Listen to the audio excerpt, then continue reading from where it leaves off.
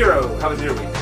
Y'all take your time this time because, well, we got a lot of news to get through, but I'm hungry. You know what? I don't even. It's been so long. How do I like condense? It's been everything? 3 weeks, guys. Yeah. Oh, right, that's right. We're back, everybody. For those who did realize why we were missing. It was a series of unfortunate events. Basically, just to explain what happened. I was going to take a week off for my birthday. Then John got sick. Then Christmas happened, and then I got busy again. So then I was just like, "We'll resume in January." I said that like during the last week of December. I was just, oh my god! Yeah, I just saw that. Whoa, that volume is all over the place. Well, I'm loud, so let me. Sorry guys, if that was blowing out your ears. I'm going to lower the volume now, and now it's going to be fluctuating a bit. Is that better, everybody? I think that looks better. That looks much better. Yeah. So sorry if the beginning was loud. Because I'm a loud person. I'm related to Samuel Jackson. I'm looking at that right now. Yeah, dude, that's gonna sound awful. I saw that. I was like, oh. You guys might not know what I'm talking about, and if I can't be fucked, you guys will very much know what I was talking about. The volume is gonna be all over the place. But anyways, how was your week, Shiro? Oh, jeez. Weeks? Yeah, weeks. Yeah. Any highlights, anyways? You can condense. Well, I had the flu during Christmas. That's shit. Yeah. Haven't played too much games, but been watching a fuck ton of movies. Okay, hey, fuck it. Yeah. You do you. That's your thing. Movies. You're the movie guy. What movies have you watched? So fucking many. Any particular theme? Are you big? Because I know you're obviously doing horror during I watched Halloween. I watched a few. Like I mentioned, I watched Midsommar. Because I know I went through you with a lot of them that I watched. Midsommar was a bit weird. Running Man, because you mentioned True Lies, I finally watched True Lies, because I never watched it. Pretty good, right? Yeah. Not bad. Yeah, it was good. Fuck else? Roadhouse? Roadhouse, yeah, that's another one you haven't seen before that I was surprised at, because a lot of people I know have seen that meme-ass movie. Yeah. So, very cool. Mandy. There was another on Shudder that I watched called The Pale Door. That one was... region of origin, that film?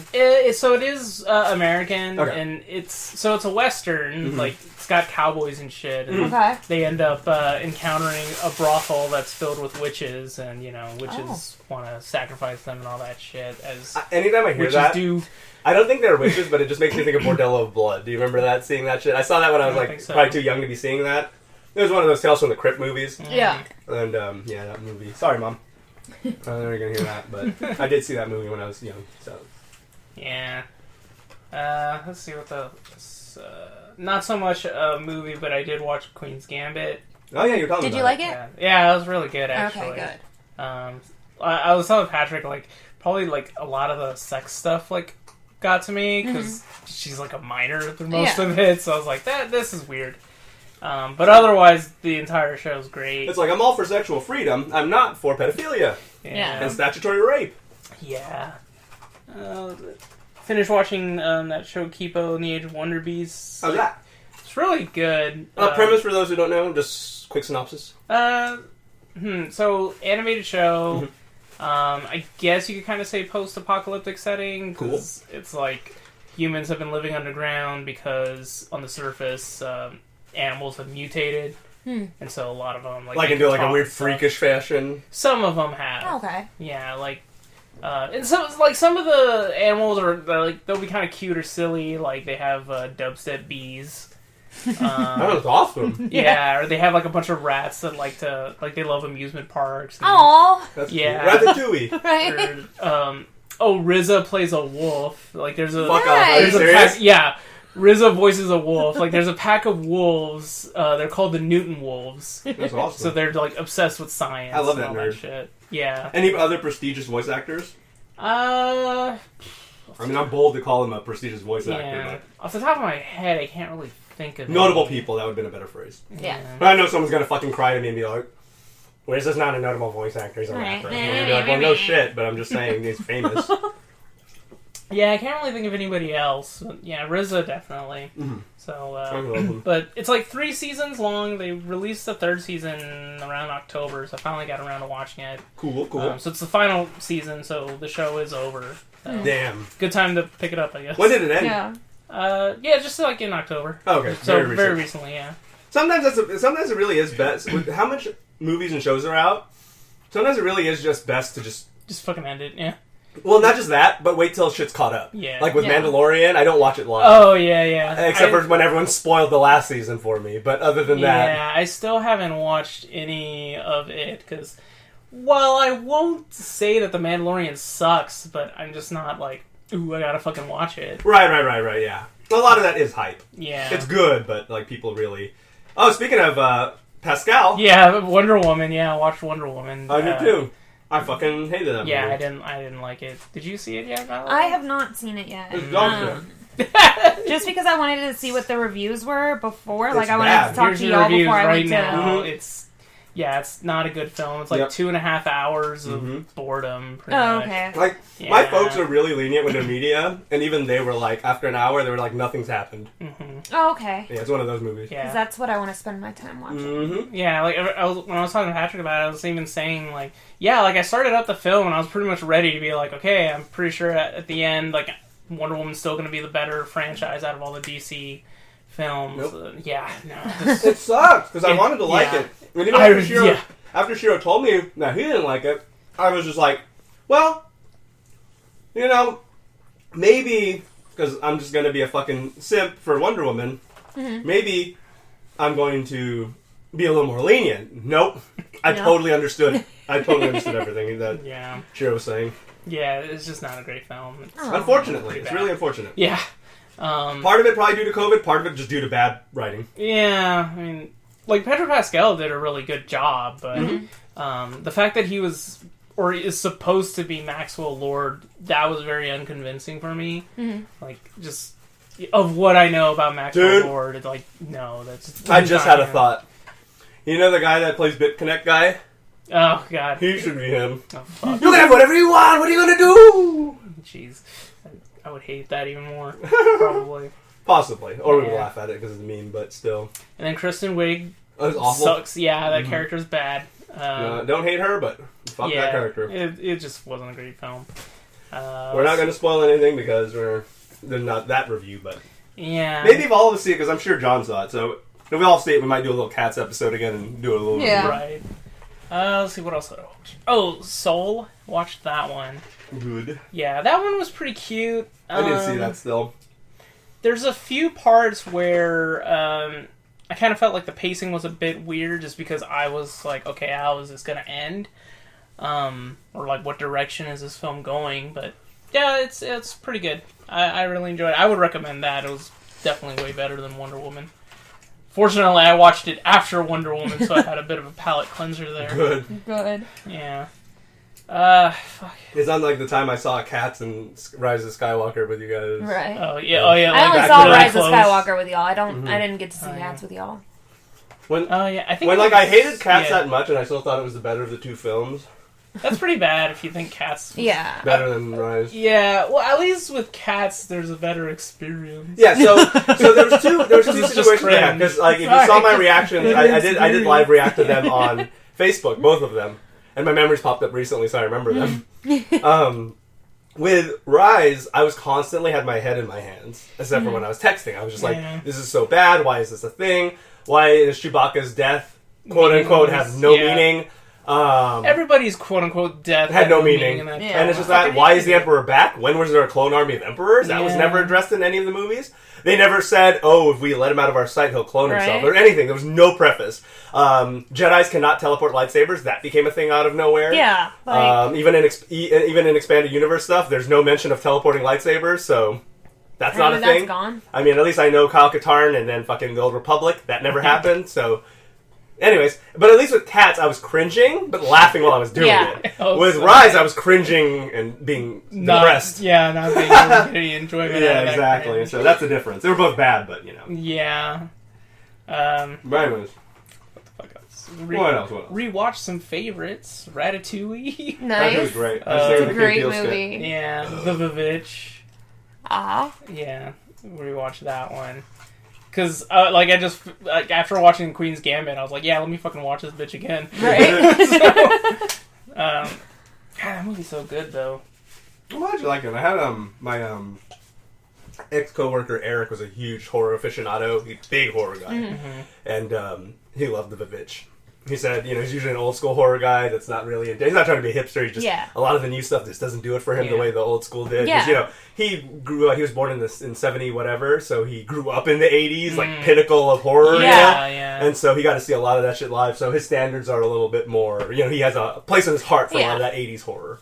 Because like him and I would always quote Killer Clowns and stuff like that. We fucking loved it. So he's a good guy, and he loved the Vivitch, and so that says a lot for that movie. For like an old school horror fan fanatic, primarily enjoyed that because I know a lot of those people are harder to impress. So do you know what they thought about The Lighthouse? No, same unfortunately director. not. No. Okay.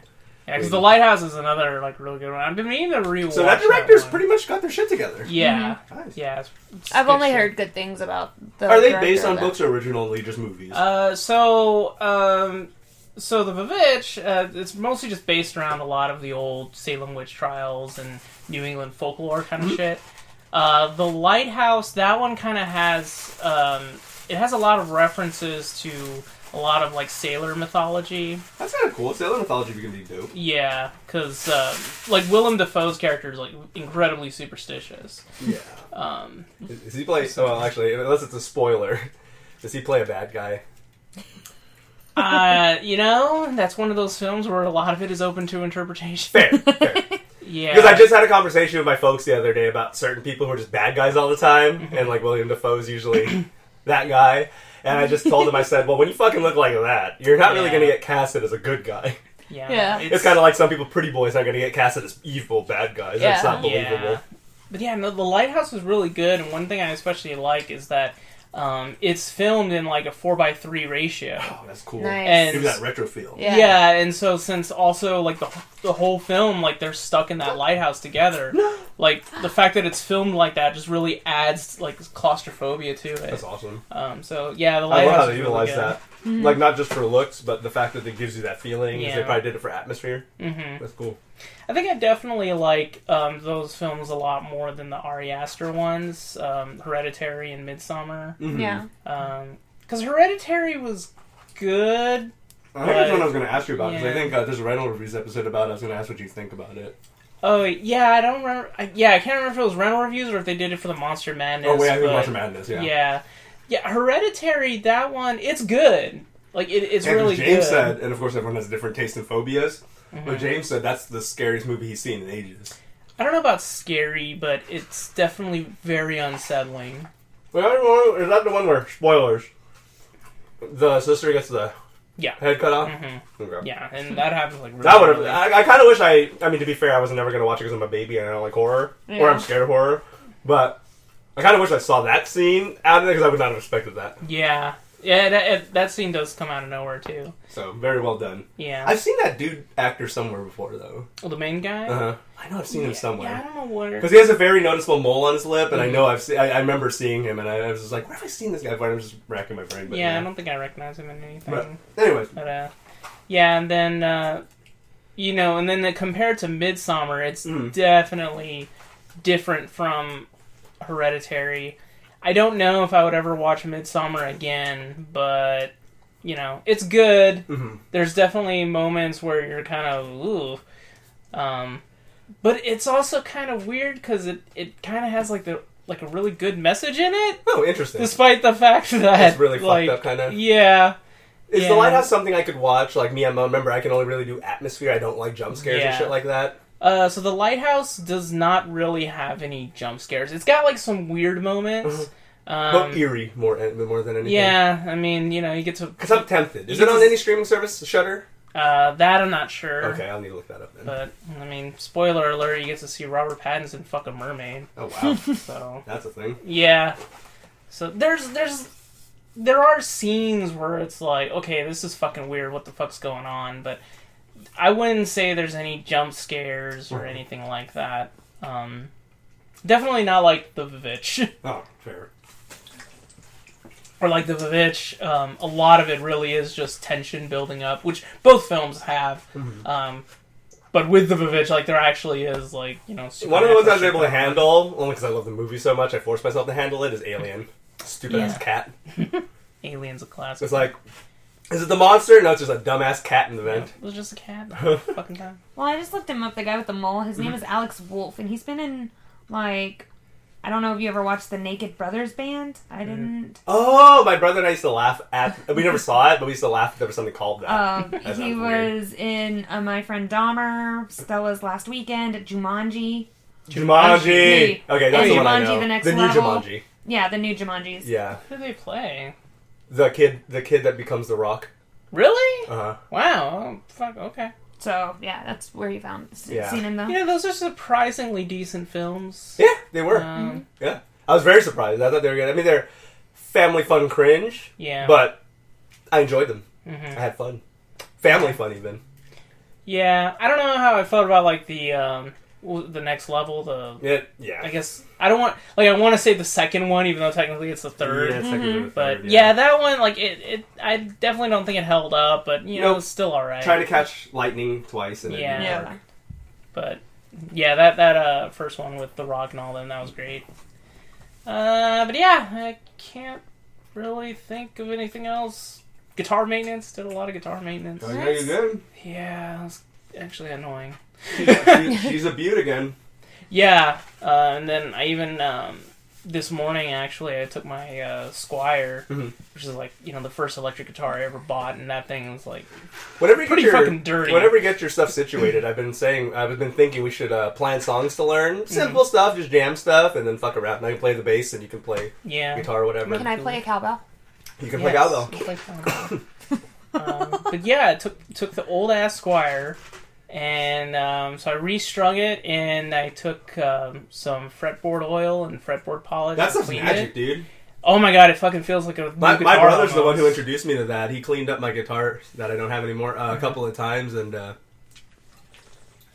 works magic. Yeah, it's really like I'm looking at the fretboard, and it's like, this doesn't look like old and dusty anymore. Yeah. It feels nice, and I mean, I'll bring my bass, and if you can teach me how to play it, there you I'll be very happy. We'll have dual bass. Okay. strum it. Yeah, 2 basses. Yeah, here's how you play bass. Don't use a pick. That's how you fucking play You bass. just slap it. Yeah, you slap it. Yeah. Slap the bass. That guy's crazy, but a fucking amazing bassist. Yeah. My brother was telling me he used to watch him like in the early days, and he was like, I don't know what happened, because he hadn't seen him in years. And like, this guy became so abnormal. He goes, he used to just play bass. And then he became some weird meme. Yeah. But the thing is, though, he kind of had to do that. I mean, it worked, where he had to make something to stand out, because there's a ton of bass players. Yeah. But yeah, actually, in regards to the whole setup thing, I know I told you I was thinking about buying an amp, but I think I'm going to hold off on that. Fair. I'm going to focus on building a pedal board. Hell yeah! So, I'm currently bidding. I found that Uber Metal on eBay, so I'm currently bidding on one of those. I love that pedal. I'm going to pick up a power supply that can hold, like, I think up to like 6 9-volts, and then I think 2 like 120s or whatever. I'm gonna get one of those, and then slowly purchase some more effects pedals. I'm definitely gonna get quite a few from that Walrus Audio that I was showing you. That thing's awesome. Yeah, I never heard of them before, but they were cool. Yeah, like I'm not gonna get that 385 that I showed you, but the phaser, their chorus, and their one of their reverb pedals. Like I really want to pick them up. Yeah. They sound so fucking amazing. But yeah, like I've actually been like up at night just like thinking about those pedals and like watching I know tech that feeling, demos. so I don't blame you. It's fucking crazy, but yeah. So I mean, you got to do your homework, because all that is how you think it's going to sound. yeah. So it's very important. Oh yeah, yeah. Those are great. And then I've been debating about 'cause, you know, I got those Seymour Duncans on the Strat of mine. I was kind of thinking about just fully like going with the complete DiMarzio setup. So I already got DiMarzios on the ESP. I was thinking about just like fucking put them on the Squire. The DiMarzios are nice. Yeah, no, You have the same setup that I had. Emphasis on had. Yeah. The PF Pro and the Super Distortion. That's such a good setup. Yeah. That covers all the grounds. That's why Paul Gilbert and Satriani are geniuses for using this. Yeah, and when I was looking the pickups that DiMarzio has for Strats, they actually have a Super Distortion single coil for it. So it's like, okay, cool. If I upgrade, I definitely know what I'm getting for the bridge. Yeah. And then the rest of the homework is looking up, you know, neck and middle. But I never understand the point of the middle pickup for a Strat.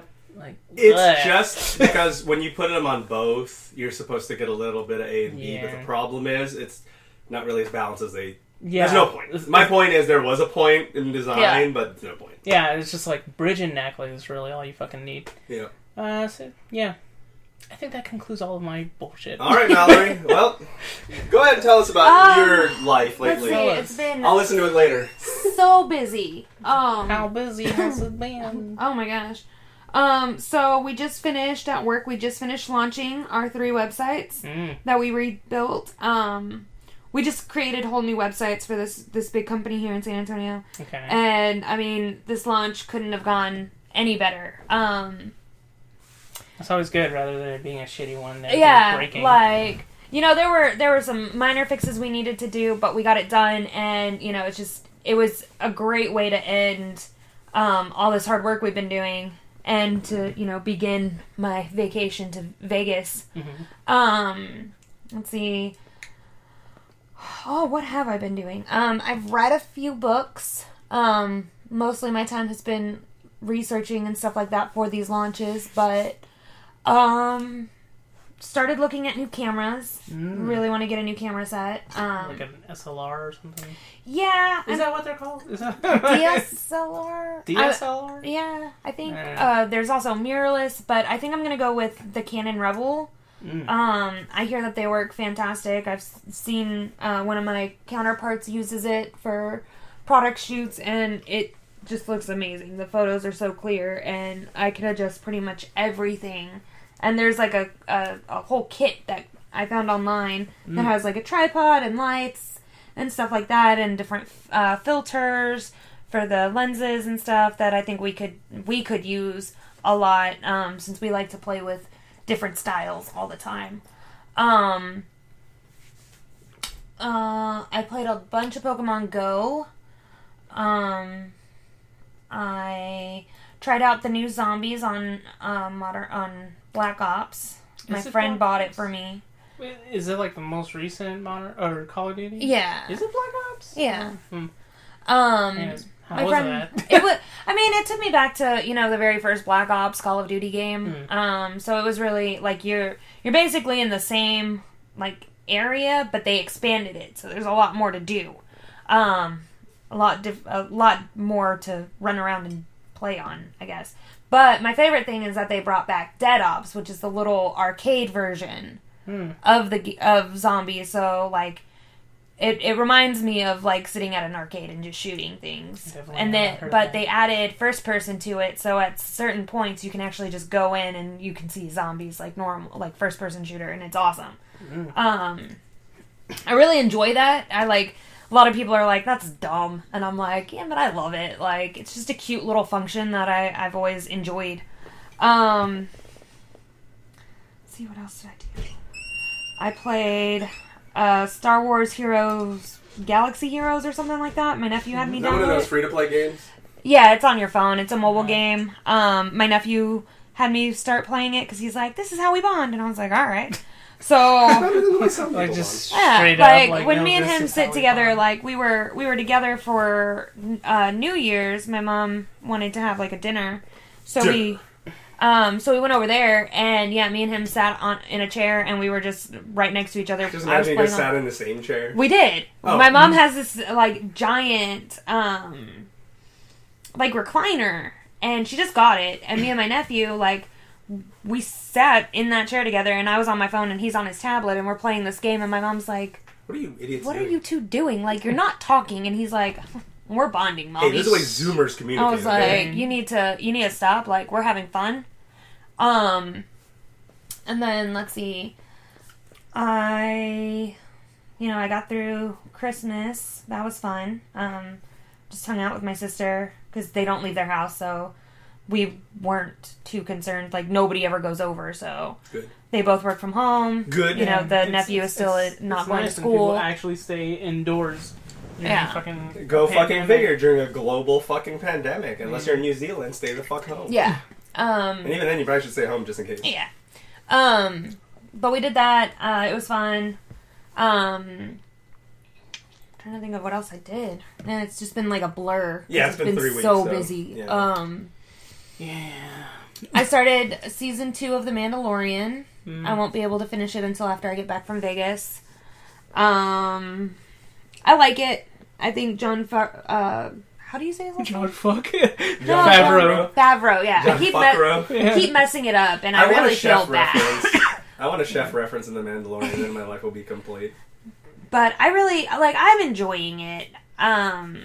You know, he brings in so many different, like, lore things that it just, like, it's just fun for me. I know a lot of people shit on it, but... What? Shut up. I've heard... John's friends? Right, like, I haven't... I feel like John's friends are the only ones I know that... I've heard, like, a few I people, have not like, heard online shit about it, and I'm like... I was gonna say, because everyone on my list is like, ooh, Mandalorian. I finished, Selena, the Netflix series. I forgot that exists. I'm gonna put a target on my back, but I just want to be honest. I'm not really the biggest Selena person. I'm not from Texas either. Yeah. And I'm not Hispanic. So I think that gives you a pass, because honestly, demos. I'm from the Philippines. Yeah, like anybody who listens to this, anybody who listens to this, like if they're not from Texas, they're probably not gonna give a fuck. Yeah. I just never got the fascination. I've heard good. What is it, cumbia or whatever music it is? Like it's kind of Tejano. Yeah, because I've heard similar music in the same genre that sounds just as good, and I just never got what made her stand. Like with Michael Jackson, I fucking hear and see what makes him stand out. Yeah. I'm like, this dude, there's no one else like that. You see Usher and Jason Derulo try to imitate him, but he's still Michael Jackson. Mm-hmm. Well, you know. But anyways, cool. I didn't mean. I'm just trying to be honest. I enjoyed it. It was good. I know a lot of people, I was reading some stuff online and they were like shitting on the actress and stuff, but the thing I found... I have seen that's apparently been a thing for some fucking reason. And it kind of like... To me, I just like got a little upset about it because the actress, she's not bad. How much acting chops do you need to play Selena? Was she this like insane, like fucking acted thing? Like, so Selena, she's just like an amazing, like her whole personality was that's amazing. the second time that's happened where they use a Filipino actress, because in Yellow Rose, that Hispanic biopic about the Hispanic I could be wrong, but I have a feeling. I think she is, yeah. But for sure, the girl in Yellow Rose is Filipino 100%, and they use her to play Mexican. But some of the things I was reading were like, oh, well, you know, she doesn't look like her too much, blah, blah, blah, blah, blah. You know, she doesn't have the same build. Fucking, who's it, Jennifer Lopez? Like she fucking like she really looked like her. And what made me laugh so hard is, like, the family was part of the creation of this. Like, they signed off on all of this. Fucking, like, trying to cash in. And, like, if you know about Selena's story, like, she was one of the sweetest people you ever knew. That's the other thing. So, like the family seems like really shitty people. So it's another reason I'm, like, super... can't really support what that. I've kind of heard, it kind of sounds like... Yeah, of course I'm hearing this through other people. Yeah. Right, yeah, a lot of it is anecdotally. It tells you something when I can't tell the difference between the plot of Tiger King and Selena's life story. It seems very similar. Yeah. Less tigers, but... Yeah. I don't think there's any tigers. More Mexicans, less tigers, but it's basically the same story. Right, yeah. But it was tiger blankets. Like, it was pretty upset. I was pretty upset that, like, people are shitting on this poor girl who, that sucks. you know, is trying her best to play this character. And, like, if you knew Selena... I hate, The internet's so shitty. Mm-hmm. Like, if you read about her or you were around her, like, she did everything for her fans. So she was a super nice person. Like, I've never heard... anybody shit on Selena. Yeah, no, usually the celebrities, those are the first ones you hear about how shitty they are. Yeah, but Selena's one of those that I don't hear. I hear more people shitting on Selena's dad and brother than her. Yeah. So, like, I remember I looked at my roommate because he was like, you know, he's not a huge Selena fan either, but he was like, wasn't she, like, a really good person? I was like, yeah, so all these people need to stop hating on her. Like, the actress is doing, like, as best she can to be Selena. Like, you can't be Selena. So, but I mean, her family were all part of it, and they even helped pick actresses and stuff for it. So, you know, how much y'all give her a break? Like, she's trying.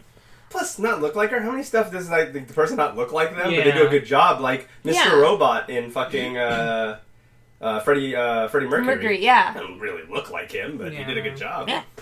Plus, I give him props because he wore those teeth for like months to get used to it. That's so, hard, like that he didn't sound like how you do when you wear those plastic vampire things. He wanted to avoid doing that to be disrespectful to Freddie. Yeah. So he practiced with them a lot. Yeah, he would wear them like filmed. like even if he was filming something else, he'd wear them behind the scenes. Yeah, very just so he could method get just so he could get used to it. Other than that, I mean, I haven't done much.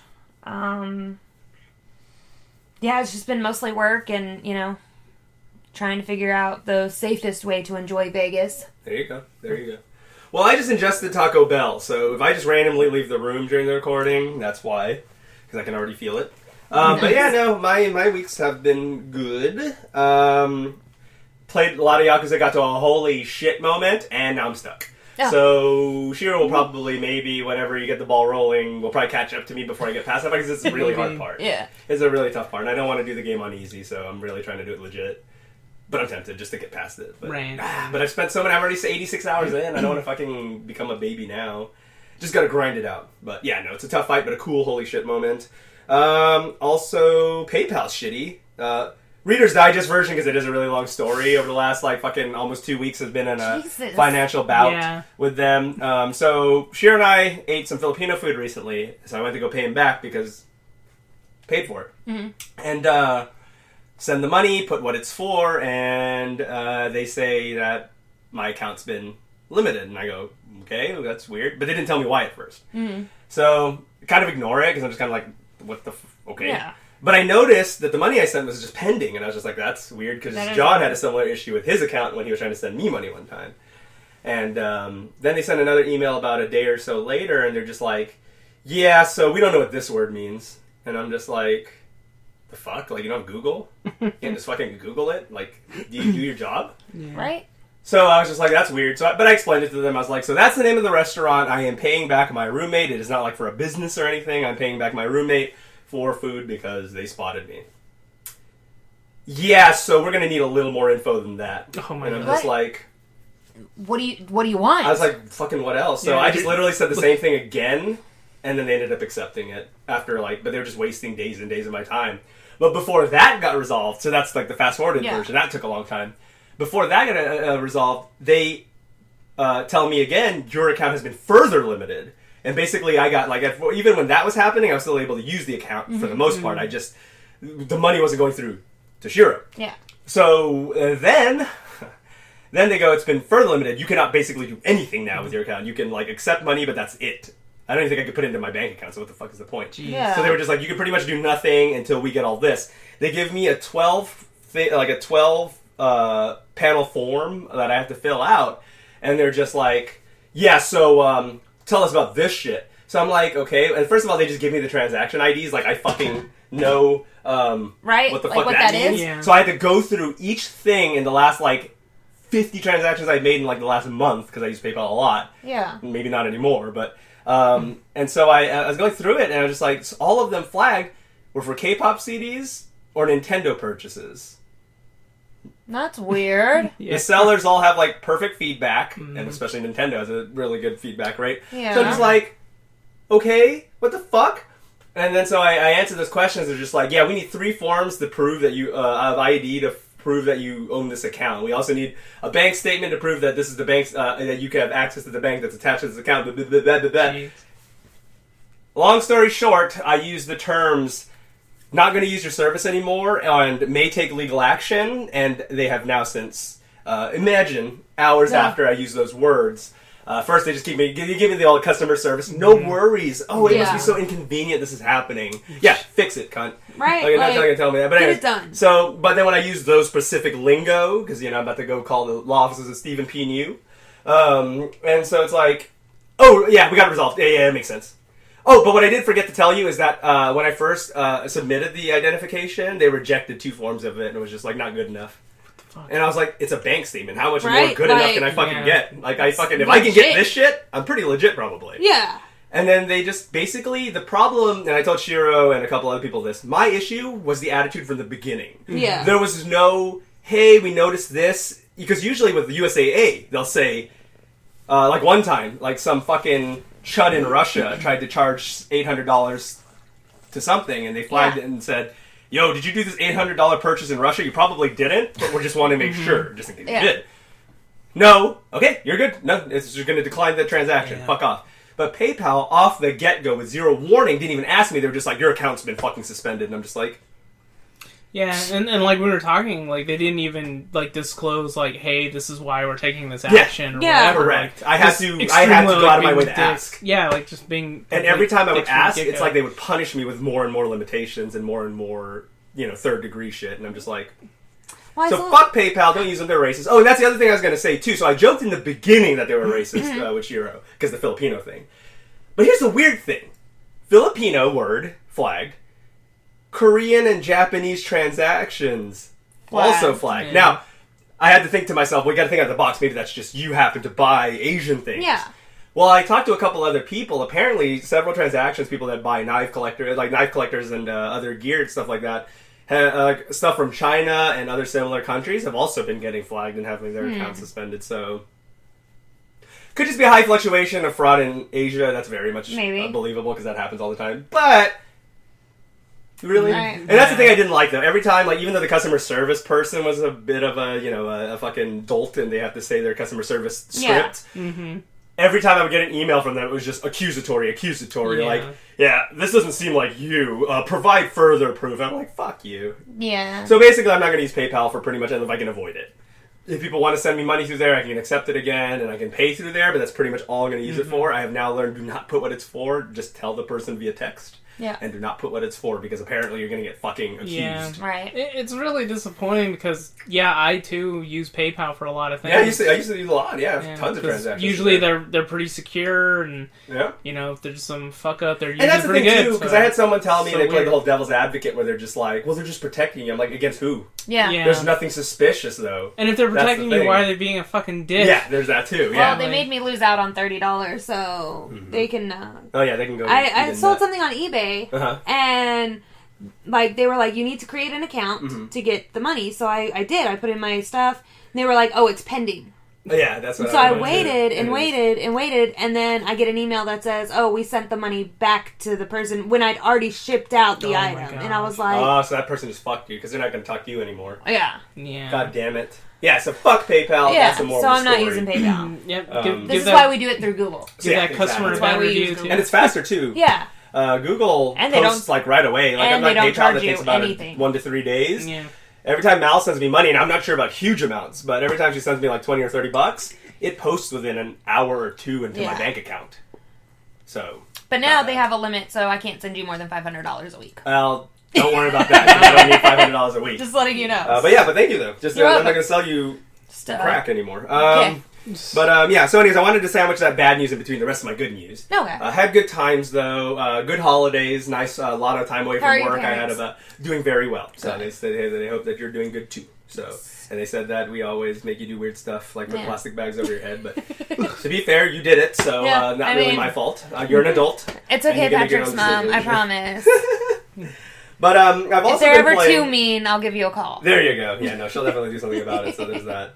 But happy holidays, everybody. Happy New Year, happy Christmas, because those two things have happened since, so there's that. And happy Christmas is the way the Brits say it, so don't tell me that that's not a proper way to say it, because fuck you. Right. But I've also, so other than Yakuza, since that fucked me in the ass, and I've just been stuck there. Great game, but goddamn it. Thankfully, there's, I think they know people are going to get stuck there, because there's like an arena place where you can grind to like really high tier people to get a lot of experience and cool items. Okay. So I feel like I am not stuck, not by design. I think it's like at the end of Persona games, and Shiro can attest to this.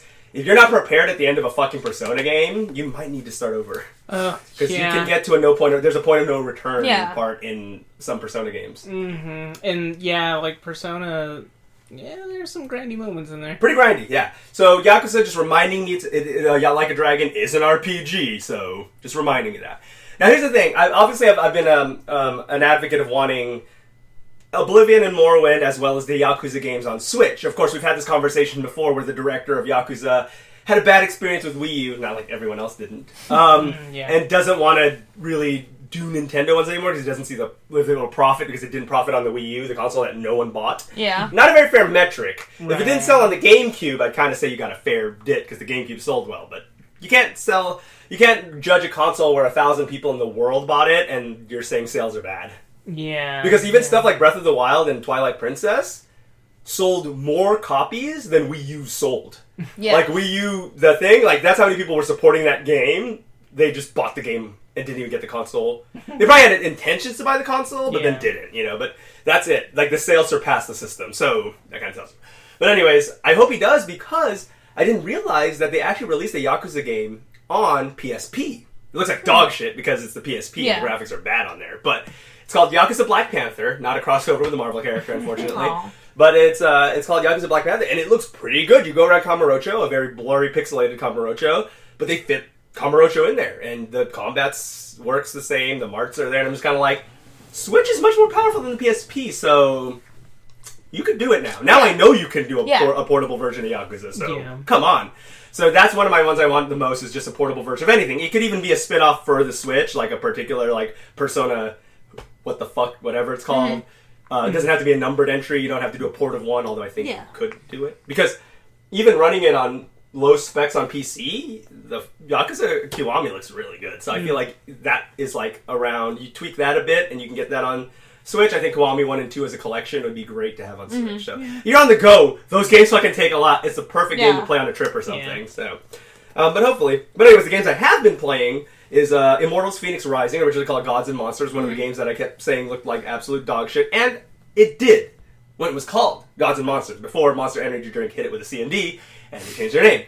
Now, Monster wasn't going to win that suit, but Monster's been doing that a lot, where anyone who uses the word monster, they hit them with a C&D just to scare them away, where even big companies like Ubisoft are like, this is not worth a legal battle, we're just going to change the name. We'd probably win in court, but by the time this thing's on, we're going to delay our game for like over a year, so they were going to fuck our money up, fuck you guys, but they've been kind of being dicks lately, and except for Death Stranding, who's officially sponsored by Monster, so go figure, I guess they're trying to get everyone to get sponsored by them. But anyways, Immortals Phoenix Rising, pretty good game. Especially after playing Hades a lot.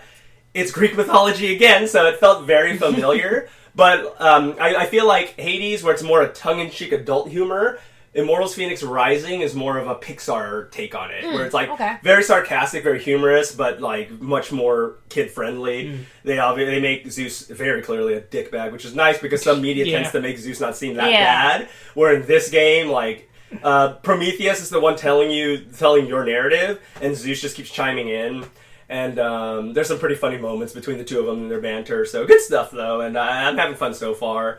Some people did complain about the controls, but if you tune in later into this episode, you're going to find out what you should do about that, because there's a fix. So, but yeah, so other than the controls, some people not digging the way it's played, people do praise it overall.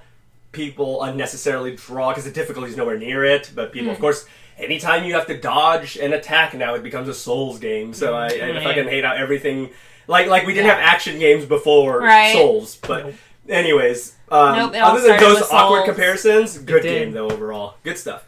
Now the puzzles are a bit lame and easy, but personally, sometimes I'm not in the mood to do some fucking, let's see, every time I touch the spade, the one on the left moves. Every time, like some Resident Evil 1, like, hard shit. I'm, like, not in the mood for that all the time. So some people do criticize the puzzles for being too easy, because it's literally, something goes here. There's a boulder at the top of the hill. Bring the boulder over. It's just really simple shit. Like, but I don't give a fuck, because I'm not trying to I'm not playing a puzzle game. If I want to play fucking Tetris Effect, I'll throw on the Oculus, but I'm not here to play a puzzle game. I get it, but I think that's a weird criticism. That is. Because it's not a puzzle game. That's just a byproduct. But so far, so cool.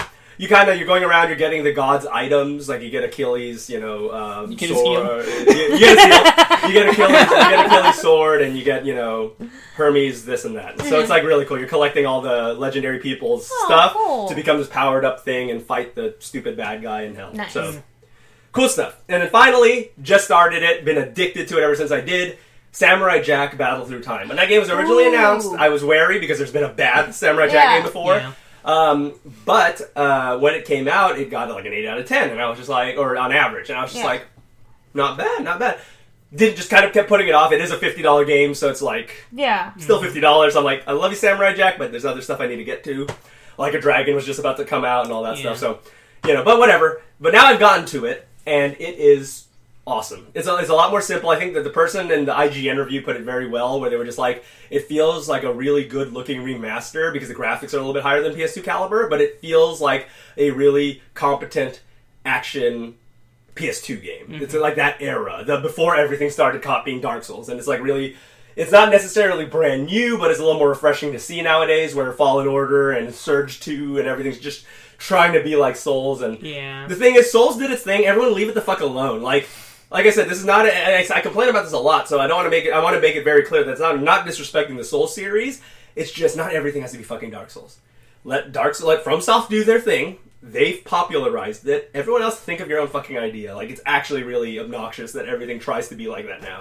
Yeah, because a lot of times it fails. It is weird how that trend is, because like even back then, like I think like when Devil May Cry was pretty big, like a lot of games were trying to be like trying to be like that. And then so it's like there's always that game that everyone starts to copy. We had our battle royales, we had our MOBA our hero shooters, we had our phases, but now it's the Souls phase and everyone's just fucking doing it. It's like, come on. Especially because like a lot of people were caught off guard with Fallen Order, because it's like you don't expect that kind. You wouldn't think that kind of gameplay in Star Wars. Yeah, you'd think more Knights of the Old Republic, maybe Jedi Academy 2, or like Force Unleashed. You know, exactly. But it's just weird when you're like tumbling around and there's this big monster and you're trying to get around it, and even if it's a ship or something, or a robot or something, but it just looks like you're imitating Dark Souls. Like there's a lot of tumbling. Oh, hit it! Oh, get back! Use your Estus. I mean your healing item, and then fucking it's just like, okay, well. But other than that, though, good stuff, though. Samurai Jack, I'm on the 3rd level now. Good stuff. So decent amount of... It looks good. Oh, yeah, it's really good. I'm looking at it right now. Decent amount of difficulty, available on all the major platforms. So. It's $40 right now, guys. Yes, $40 right now, so there you go. If you want to pick it up. Just letting you know. I think that's the regular price on most platforms now, so good job. But, yep, and then other than that...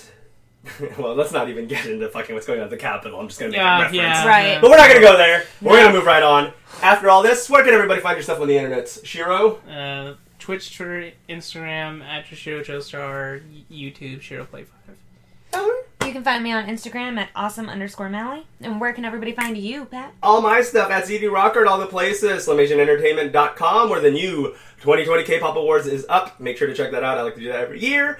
I don't think I'm going to do a video game this one, though, this time around. But yeah, that and DisconnectedCast.com, where most of you have been checking it out.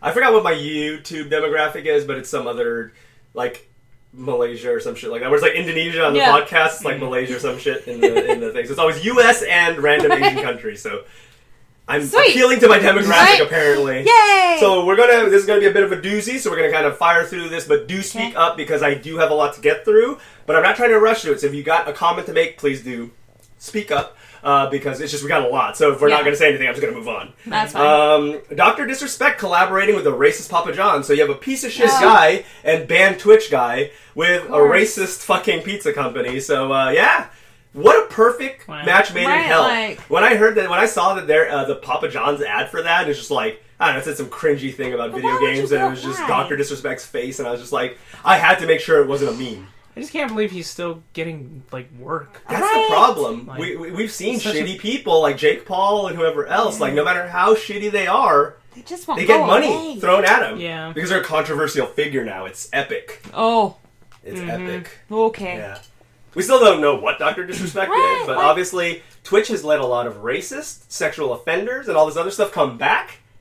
They didn't let Dr. Disrespect come back, so that tells you enough there. Right, that tells you a lot. And Twitch is really weird, too. I don't know how long ago it was, but they were like, oh, we're gonna ban people who say, like, virgin and simp. Yeah, yep. It's like, that's a thing. What? This is bully culture. Yeah, like, there's so many other worse things going on, and you want to ban the these worst, words. actually. Yeah, that's... Oh, what's happened to our homie Gutex, by the way, Shiro? We were talking about it shortly before the cast. Yeah, apparently... So, Gutex is... irrelevant, old. Someone in the FGC, the fighting game community, and they... What was it? Cross Counter TV or whatever? Yes, that was there. Mike Ross and him had that. Yeah. Mike Ross was the cool guy of the two. Yeah, like, I never really... there was always something about Gutex that I really didn't like. And yeah, someone gives off that aura. Yeah, and someone that I know here, he does, like, a lot of networking with a lot of events and shit. And, FGC stuff? Yeah, and he actually has encountered Gutex before and even confirmed, like, yeah, he's kind of a dick. Like, unless he knows that he's going to get something of value out of you, he's really that kind of guy. Yeah, he doesn't want to bother with you. Well, anyways, fucking QAnon motherfucker... crazy guy, so I guess he was encouraging the shit going on. The Capitol shit? Yeah, and so Twitch was just finally like, because if you also don't know who Gutex is, he is the PogChamp emote. Yeah, everyone at least knows that. Yeah. Even in our K-pop Discord, where I feel like a lot of people don't know who Gutex is, we take a lot of the idol girls whenever they make that pose, and we turn them into emotes, and we always call it Pog and then the idol's name. So it's become a very popular meme. Even people who don't know who the fuck Gootecks is. Yeah. So you may now know who that is just by us saying that. So. Yeah. So they're gonna remove the emote now. Yep, it's one of the free emotes that you normally get. Not anymore. One of the free emotes that they did say that they were gonna try to find something to replace it with, because clearly the Poggers and PogChamps but that's the problem though. A lot of thing. the free emotes on Twitch are out of gamer moments. Yeah. So it's kind of weird to just say you're gonna replace like it. The Jabali. Yeah. They'd have to create ones. Right. Yeah. At least Jabali didn't end up being an anti-masker conspiracy theorist. Fuck all QAnon. Not yet. No. Not yet. Yeah, true. A lot of the fighting game community. Yeah, so far I don't think I've really heard any major conspiracies. Yeah. Like, probably the only worst thing I've heard is that, because CEO is in Florida. CEO! Daytona, Florida, which I've heard a lot of Black and POC in the fighting game communities talk about how they have just had a shitty experience being in that town. Mike Z. Yeah. Another, Mike Z because just the stuff you just said reminds me of Mike Z right now. Yeah, Mike Z's a piece of shit. Shit also, yeah. Which is a shame, because it was involved in some cool shit. Yeah. Right. But anyways, so that's what's going on. Okay. Poggers is now gone. PogChamp, whatever, is now gone. To be fair, good riddance. It was always funny to make fun of, but like, even when we do it even of those of us who know the PogChamp thing or know who Gootecks is, even we always kind of like throw salt over our shoulder by being like, yeah, imagine being a piece of shit like that. Even when we're kind of mocking the emote, we're still also kind of like, yeah, but don't be like him. Like, we're doing it, it's funny, but don't be like him. It is kind of funny though when you see him recently. He just fucking looks so terrible. Yeah, he's balded. He's like fucking looks much older than he looks like he doesn't get any sleep anymore. Yeah, like, he always has the red rings around his eyes. Yeah, like, he just looks He absolutely looks awful. And I think that has a lot to do with his madness. That guy. Yeah. Okay, I just looked up a picture of him. Yeah. So. Yeah, he doesn't look like that anymore. Nope, definitely not. That was in the glory days. Yeah, he looks like a fucking. He almost insane looks like a person fucking. now. Yeah, he looks like the guy you'll find under the bridge if you go there at midnight. So there's that. But yeah, that's what's going on. Fuck Dr. Disrespect. Fuck Papa John's. Like, Papa John's to me is always like, I like their pizza, but it's always overpriced. Now with all the shit going on, I'm not even going to get it anymore. It's expensive and racist now, so I don't do that. Now that they finally added stuffed crust. Yeah, I'm fuck so them. That's what they get for being late to the party. Right. Yeah, he does not look good anymore. No, he looks awful. That's recent. Yeah, can you imagine what happened? That's weird. But yeah, you need to go get some sleep, dude. The Sinking City, one of my favorite, probably my favorite game based on Cthulhu, because there's a ton of them. In fact, play Cthulhu Saves Christmas. That's a good RPG. It's not past Christmas now, but it's a good game. But yeah, Sinking City is now back on Steam. However, the legal battle between Frogwares and Nacon, developer versus publisher respectively, is still going on and raging in court.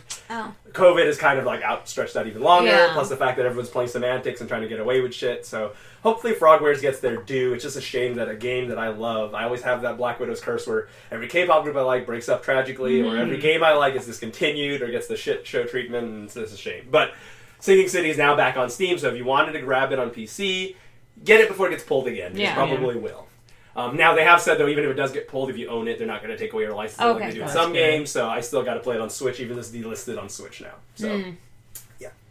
And I can even buy the DLC, even though no one else can. So if you own the game, you can even still buy the DLC. So there's some weird... It's been a very weird battle to see. But, yeah, it's back now, probably going to go away again. Minecraft Earth, their AR game that I totally forgot came out, even though I did a first impressions video on it when it did drop, is being discontinued in June. The servers are shutting down, so a little bit over a year, and it's dead. Sounds like because no one's fucking playing it. Yeah, and guess what?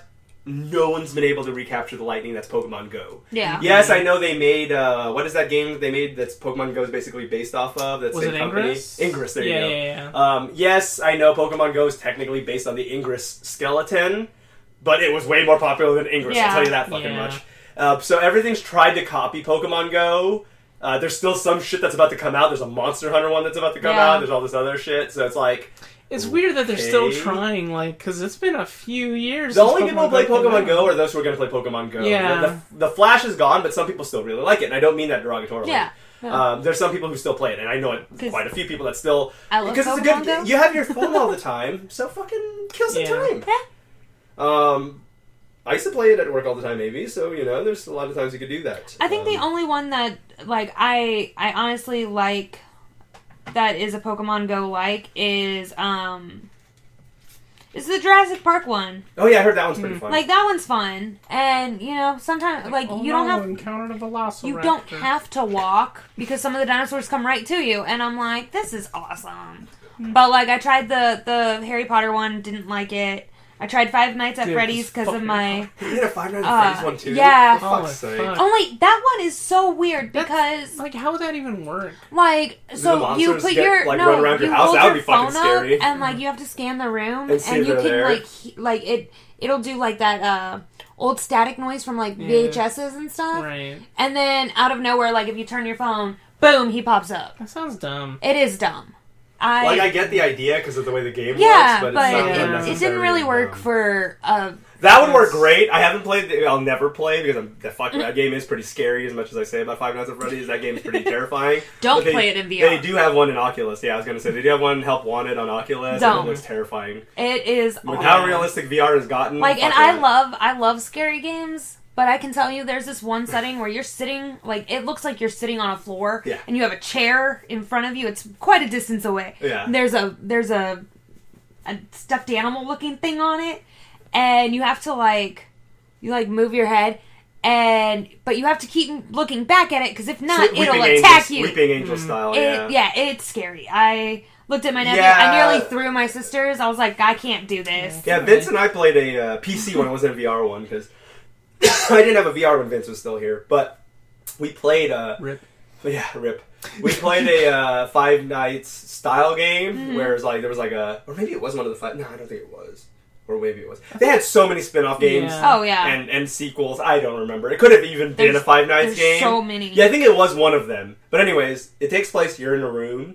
You have to keep track. You have limited batteries in your flashlight, like you do in several of those games, so you don't want to keep using it. You got to just use it to check, because if you don't check, they'll kill you. Yeah. There's a door, there's someone outside the window, there's someone in the closet, there's someone under the bed, and you're just managing your battery life and trying to fucking not get ate by them. That game's so fucking scary. I got scared of it and I wasn't even playing it. He was playing it. Yeah, maybe I gave him fucking anxiety attack and he fucking ran away because I kept making him play more games. That's something. You kept making him play it. Yeah. If you're getting that effect watching, yeah. Because usually, if I'm watching somebody playing a game, it doesn't really affect me that much. Like PT. Yeah. I could watch somebody play PT. But when you're playing it. Yeah, but when I'm playing it, and then that bitch shows up, I'm fucking when PT first came out, and Vince and I fucking played that one, because we did not know what to expect. The internet wasn't talking about it yet. So we got it fresh. No one was telling us to play it. We just were like, what the fuck is PT? And I downloaded it. I didn't even know it was a Silent Hill teaser and all that stuff. Who, that game is scary when you don't know what's happening. Yeah.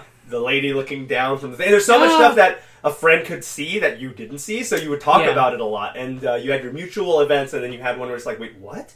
Because sometimes some people didn't look through the hole in the bathroom.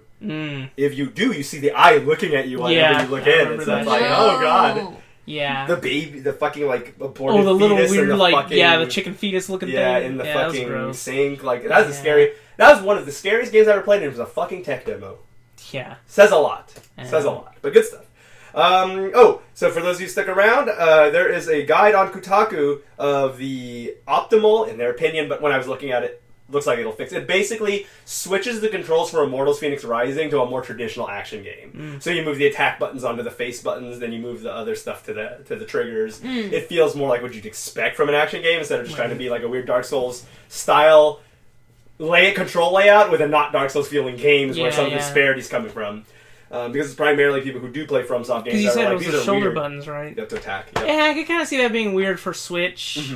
For Switch especially. Yeah. Even on fucking Lite, it's a little bit better because the layout is fixed a bit, but it's still not even the most comfortable thing. Even on that. If I were to do that on PS4, I'd probably be like, okay, this is a little weird, but whatever. Yeah, on the Switch, I would probably find that pretty annoying. Yeah, because I'm used to playing most action games where I'm like, square, square, square, triangle for the heavy attack. Even Samurai Jack's like that, so when I play Samurai Jack a lot, I'm probably going to have to fucking fix my Immortals controls to that, but other than that, nice to see that someone at Kotaku thought of it really well. And even when the article for the guide, they have a picture of it so you can just copy it that way, but even they're like, yeah, I know, there's a lot, because every time you move it, it's like blue and red whenever you switch it, and it's like, yeah, I know that means there's a lot of switches, but it's worth doing this layout, so I'm going to try that. Okay. So, someone discovered recently some deep code diving shit, which is so crazy to me that some people just do this in their free time with video games, where they find shit in the code or they do whatever. Like it's the Bloodborne hacks? Yeah, like that. And Yeah. it's like they find those lost dungeons or deleted bosses Yeah. or whatever. But with Breath of the Wild, someone deep dived and realized that all the characters' base skeletons, for lack of better words, are all Mii's. Really? All the character designs can be made as Hilarious. Mii's because they were actually made first as Mii's, then given basically a jelly skin over it to make it look okay. better. Oh, now okay. So I now this one tweet that I saw makes More sense. sense. But yeah, because there was a tweet where this person they retweeted like their old one. Yeah. And it was I guess it was some NPC from Breath of the Wild, and it kind of looks like a child. And so the original tweet was like, "Wow, this looks like this character was modeled after a Mii." And then now they retweeted and they're like, "I was right all along." Yep. So now that makes sense. So that's why. So they figured that out. Kind of interesting. Wow, what the fuck Mii's? Yeah, of all things. Who the fuck even fucks with that anymore? Nobody uses Mii's. Will use Mii's for Yeah. Breath of the Wild. Yeah, it's like, we'll do it. Yeah. We'll make it happen. One of the former Xbox execs revealed recently that back in January of 2000, as it's January 2021 now, is a nice time to bring this up, that 21 years ago, basically, Jeez. Microsoft had, Microsoft, so we're talking about, holy fuck, how long the Xbox has been around. Making us feel old over here, Matt. Yeah, Xbox Microsoft actually had, like, flew out big execs from Nintendo, wined and dined them, then had a big old shebang press conference meeting together, business meeting, to buy Nintendo. Wow. Now, that even though he's an Xbox exec, he still didn't want to get in trouble, so he didn't disclose the number, but he said it was such a pithy, underthrow, bullshit lob, like a really bullshit offer for how, like, fucking, especially Nintendo 21 years ago. Yeah. Like, not that Nintendo's not strong now, but obviously that dip with Wii U and stuff like that, and I'm sure they thought about selling at one point. But it was such a fucking insulting lowball move that, like, because, like, I think they were, like, killing with the GameCube or whatever back then. Yeah, so it's like, probably. So, yeah, because Xbox and GameCube, Yeah. So, apparently it was something that the execs literally laughed out loud. Like, they actually all broke out laughing at the offer during the thing and said, no, and just, like, basically left. Nice. So it's just kind of funny that the Xbox exec was basically saying, yeah, that happened. There's rumors that happened. He's like, I'm confirming that happened. But that totally He happened. said the Nintendo execs literally laughed their asses off and said no and left. Yeah, and then imagine, like, fast forward a few years later, and then they released the Wii, which is, I think, still, like, their best-selling console? Not anymore. Switches now. Oh, the Switches? Okay. Yeah, but it was. Yeah. Between the Wii U, I mean, yeah. Sandwiching their biggest failure of a console of all time are their two best-selling consoles of all time. It's kind of funny. Wii, Switch, highest selling of all time. Wii U, worst selling of all time. And it's just stuck there in the middle as an insult. But yeah, you have that. And then the Wii happened, exploded, had a bit of problem with the Wii U, and then the Switch just fucking taking it and running. Mm-hmm. So, yeah. Smart not to. Yeah. But just hilarious that the Xbox execs literally got laughed at. Spencer was probably still there at the time, and like everyone's just like Spencer getting cucked? Yeah, getting cucked basically. Nintendo, it's hilarious. Oh no, I'm gonna That get makes me banned on laugh. Twitch now. Oh no, fuck! Good thing we don't air on there.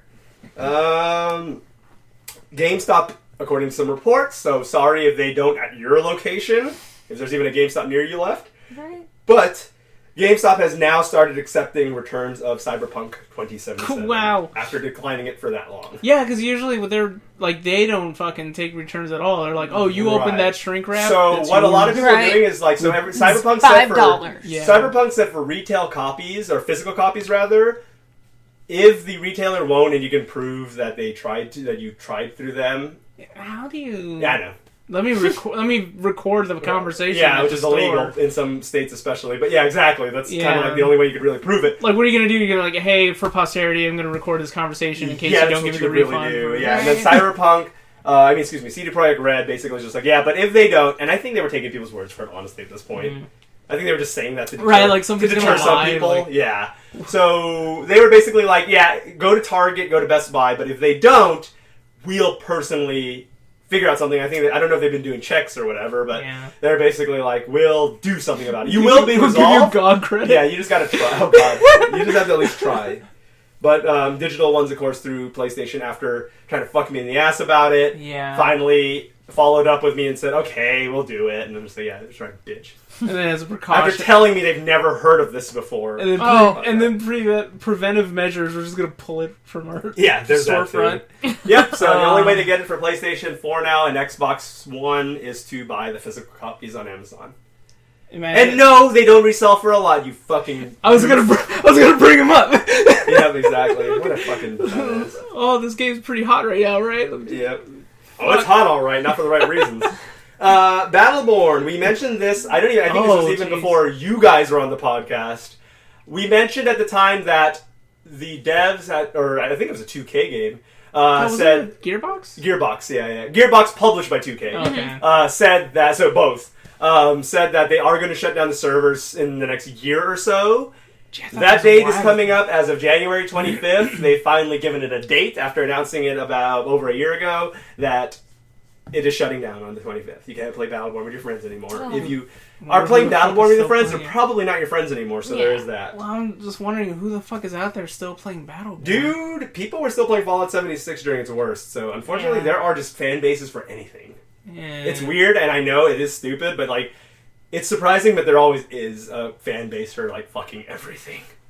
I mean, at one point, like, you have like the thousands of League streamers, the thousands of Overwatch streamers. At one point, Fallout fell to like 25 streamers that were doing Fallout 76 rather, and it's like, whoa, yeah. That number's actually grown since because Fallout 76 actually got content now, but still. This is the problem with the No Man's Sky syndrome, is No Man's Sky did it well, but now we're giving CD Projekt Red a token to do it. We're now giving Bethesda a token to do it. They have to be the exception. No Man's Sky should be the first and last time that fucking happens, not a fucking, they did it, everyone can do it. And technically, it never should have fucking happened in the first place. Exactly. Yep, because they got a lot of shit for that. That's why all their DLC could have been paid for, now it's free because of that. So... But anyways, Nintendo has bought Next Level Games, the developers of one of the Metro Prime games. I think it was the one for Wii, and then they did Luigi's Mansion 3 recently. A lot of like really good 3D Nintendo games are made by them, so now they fully acquired the studio. Oh, so cool. They're hoping that with that additional manpower, they can get some help on some of the other games, like the Metroid Prime 4 game that's had its release date removed a million times. Bayonetta 3 that still has never been given a release date and has been in production for the last 7 years, so stuff like that. So hopefully they will help some of those studios out, although with like Platinum I doubt it, but with Metroid probably. Because Metroid did say that team basically said that their whole team rotated out, so they basically had to start from scratch again because no one kind of knew what the fuck was happening with the old game, so they just restarted. So there's that. I sent a link to it, but if you guys didn't get time to look at it, no problem. Someone built a Hades arcade cabinet, and it's like really cool. So yeah, that sounds pretty neat. It's pretty dope. Sony has already said that they're only going to do about a year more support for the PS4. They are moving very fast because it is only, out of time of recording, 7 days. By the time you guys hear this, like 11 days into January. Yeah. I broke the fourth wall. But anyways, they already have discontinued every model except for one of the Slim models in Japan. Wow. Oh, wow. Pro, or OG, there's like 3 other Slims or something like that, 2 or 3 other Slims. All those completely, like, shut down the fucking factory already on those. So only the Slim is now available in Japan. And whatever else is out is probably going to be the last of whatever. So if you want a Pro or something, that is why I saw them on Amazon now, because I almost bought a Pro a couple of years ago, and then now I thought about it now, even though it's still a waste of money. But thankfully now I didn't, because they're like fucking $600 or $800 now, and I was like, no. Yeah. That's just going to keep going up, and it's not really worth it now to get that with the PS5. It really isn't, because PS5 is going to be backwards compatible. So. Correct. And what they have already said is, and this is just based on Sony, who said they'd have enough at launch, so take those words with a very, very huge grain of salt. Yeah. But Sony says by mid-January, basically by the time you guys hear this episode, there should be some more on the shelf for PS5s. So... I doubt it. Right. They'll probably put like literally like 3 on the shelf at every store, but they'll be gone. Yeah. By the time we talk to you guys again, they'll be here and gone. It'll be out of stock in again. Amazon had a few random ones go like online at midnight like a week or so ago, and then those apparently just went. You saw it, and then you click add to cart, and it was gone. Yeah. So there's that. Hideki Kamiya is recently interviewed by Famitsu in their end of year interview section. Famitsu's full of shit. I really don't normally like Famitsu or listen to them because they always just. And if it's a Japanese game, you get an instant 90 at least. Like it's like Extreme Beach Volleyball got like a fucking 80-something. Like just shitty games just for being Japanese. The third one. Oh god. Yeah. That game is garbage. Yeah, it is. And so like if you are made in Japan as a video game, you start at 80 and then you just fucking go from there. The only Western game to ever break 90 was Skyrim. So it's just one of those things where it's just like Famitsu is just bullshit journalism. But I like Kamiya, so I decided to check it out. Hideki Kamiya giving a big update. He said that he knows, and it's funny because I was just talking to Shira about this like a few days ago. It's weird how the news is like almost responding to me. Sometimes it's a little scary, but he did say, I know a lot of fans are worried about Bayonetta 3 because we haven't had an update in a while. There's been like maybe a fucking bullshit teaser trailer with a logo at the very least, and then I announced this game like fucking 7 years ago on the Wii U. Not that it was announced for the Wii U, but it's in the works for the next console. He goes, but it's fine. He goes, we just need some time still, but he said it is still in the works. Don't worry, it's not just on a shelf. It's not like we don't have a team working on it. It's going. It's just needs some time still. And if it was anyone but Platinum, I wouldn't believe it. But with Platinum Games pretty much dropping almost no games, I think there's like their licensed ones, like the Transformers one, the Coral one, Turtles. and the Ninja Turtles one. I think it's those 3 licensed ones are the only ones that have ever had a day 1 patch. Original Platinum IPs have never had a day 1 patch. Oh. Bayonetta 2, and then fucking Revengeance and stuff like that all just come out, and they're just already finished. Would you fucking figure that? Because they had that mentality, because when they were Clover Studios under Capcom, when they did games like Resident Evil 2, Okami, there was no patching, so they had to make sure the game was goddamn done before they put it out of the oven. Yeah. So I think they still carried that mentality, and that's why a lot of the games come out complete. So because it's Platinum, I will give them the benefit of the doubt. It still could come out broken. It could still get canceled or delayed. But with Kamiya's track record, I'm more inclined to believe him than if Todd Ubisoft Howard said that, or Todd Howard shit. said that, exactly. Yeah. So, and he also said, the game that a lot of people forgot happened because it was just a really quick teaser. One would say it looked like a Godzilla movie teaser. Project GG was announced a year ago. He did say that has finally got its gears moving, which means that Bayonetta 3 is probably in the last phases of its production, and Project GG is now going to go. Okay. So Project GG probably won't be out for another 3 or 4 years, maybe 5 years. That but one should it's hopefully starting. be pretty good. Because it Kaiju almost game? looks like, like a Kaiju Ultraman kind of Yep. thing. Yeah. And I know they did say that Ultraman was a big influence on it. So, so that should hopefully be cool. that'll be pretty sick. Yep, Platinum doing a game like that, that's the studio that should probably do it, so I'm excited. So we'll see, but nice to hear Kamiya address it, including the fact that he was ballsy enough, because some people just try to pretend it's not happening. He's on social media a lot, blocking people like he does, but it is nice though that he's seen the worry, and he's kind of like, look guys, please trust. So, it's good. And Shinji Mikami, creator of Resident Evil 1, so he's basically the godfather of that series, Evil Within 1 and 2, stuff like that, has announced that after Ghostwire Tokyo, this could be his last game. He said maybe one more in him, but he said he's pretty much done. He said he's just getting to that point where he doesn't want to release a bad quality game, because arguably his worst game he ever released is probably Evil Within, but even that one is a pretty good game, and Evil Within 2 is badass. It was just Evil Within 2 is so fucking good, just glitchy. Yeah, that was the only Because problem. guess what? Bethesda forced them to release it 8 months early, so go figure. Of course. Bethesda's like, dude, we're Bethesda. We need glitches. Yeah, I didn't... He can't be perfect. I didn't finish Evil Within, but of what I played, It was I did pretty enjoy fun. it. It reminded me of RE4 a lot, because guess what? Although Shinji Mikami. one of the fucking bosses was really fucking annoying. It's still pretty early in the game when you hit that village. And, okay, I know what you're talking about. And you kind of have to trick him with the spikes and all that shit. I remember Vince and I took a second. We didn't like that boss. Yeah, that boss was kind of bullshit. The spider lady later is scary. Ooh. She's like Quaylock. I like Quaylock. Yeah, but it's creepy. Creepy. I like now when you have to spiders, trick into running into but bombs and stuff. But Spider Lady scares me. yeah, Spider Lady. Yeah. No, it's no Shelob from that one video game where they become a weird sexy lady. Yeah. Was it a video game? Yeah, I think it was a video game. I think it was Shadow of War. Where Mm. they're Shelob by name, and it is Shelob that character, but it was just a chick with 2 legs, big tits, and a pretty face. I'm Shelob. What the fuck? I want to be sexy lady. I want to say it was Shadow of War. I'll have to look up later. Sorry if I'm wrong, guys, but there was a form of media where they did just turn Shelob into a sexy lady. Yeah. Stupid. It's fucking bad. A lot of people got really pissed off. And they're Shelob's just a fucking spider. if you're going to do Shelob, do Shelob. This is sexy lady, call Yeah. her something else, but they just wanted the namesake of Shelob. Oh, she's tricking Frodo with a form. Fuck off. Right. Fuck off with that. It's just not Shelob. Get out of here. But anyways, I'm excited to hear Platinum's Hideki Kamiya say something. I'm heartbroken, but appreciate Mikami being ready to hang it up. Because sometimes you just got to. Yeah. You see some of these guys who I've been making video games for 30 years. It's it shows because the last 15 years have been dog shit. So, maybe you should have stopped.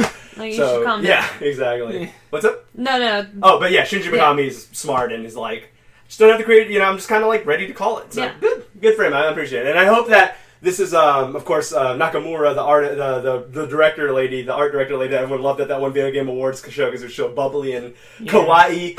Former Platinum Games Clover employee, now working with Shinji Mikami on Ghostwire Tokyo, so it should be good. With her behind the art direction and...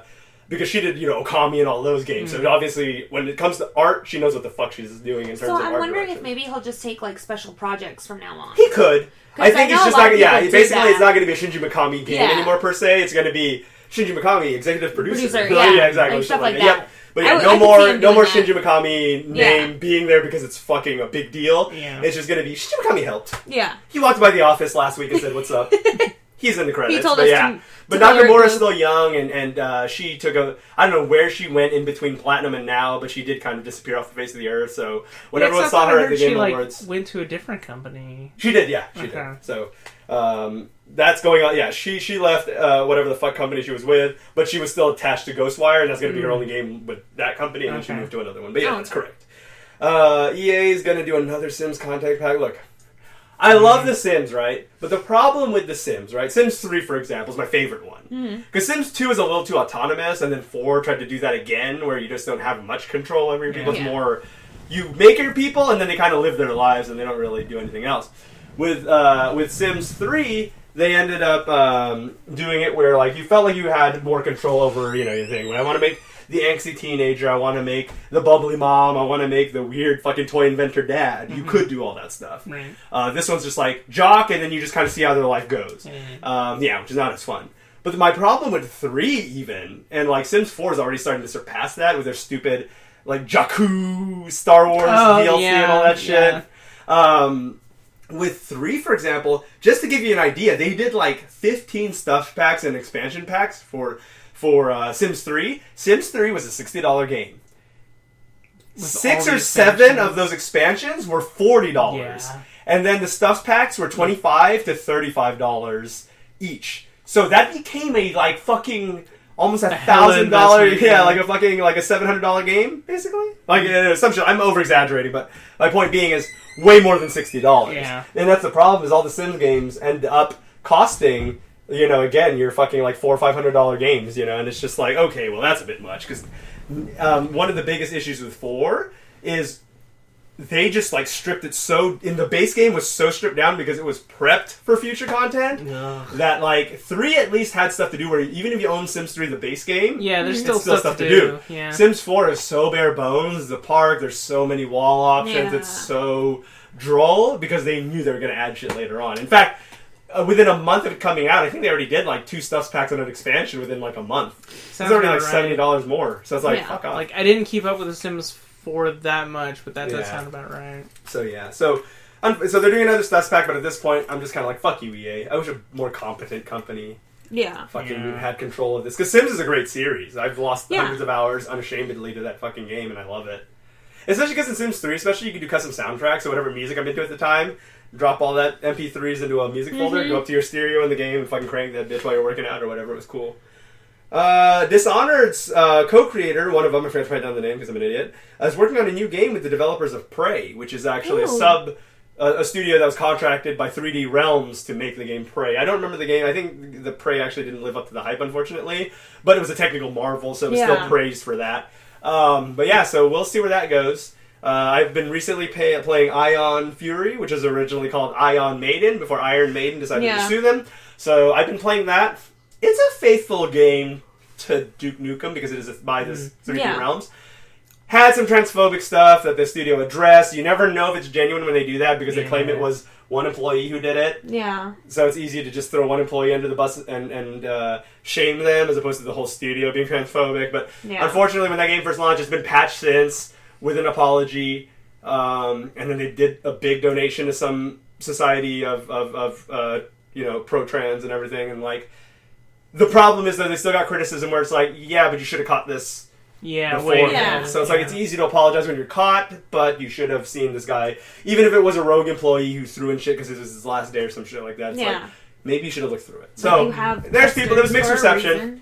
Some people were oh, they donated, and other people were just they donated because they got blood money, basically. Yeah, I was kind of hate that shit. Where people try to defend PewDiePie and be like, well, he does all these charities. It's like, but he like still says fucking like N-words so nonchalantly. Yeah. Screaming.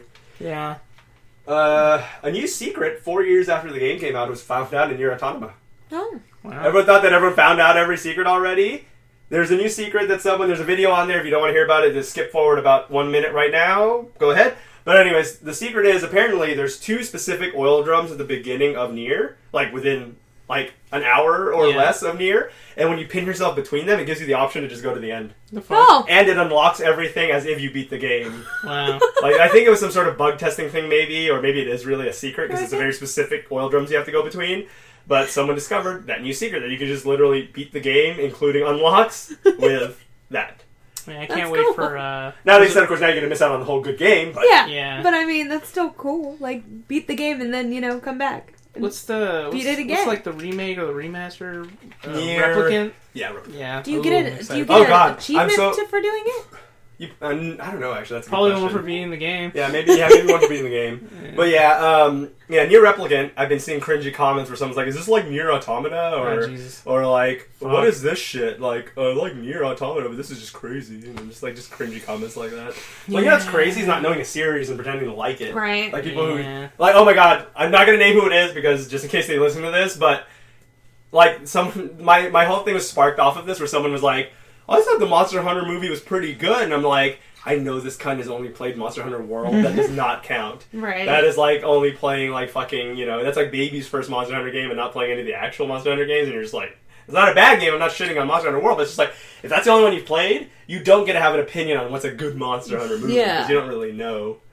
Oh god, it was so cringy when I saw someone say that, but yeah, I mean, have an opinion, but keep it to yourself.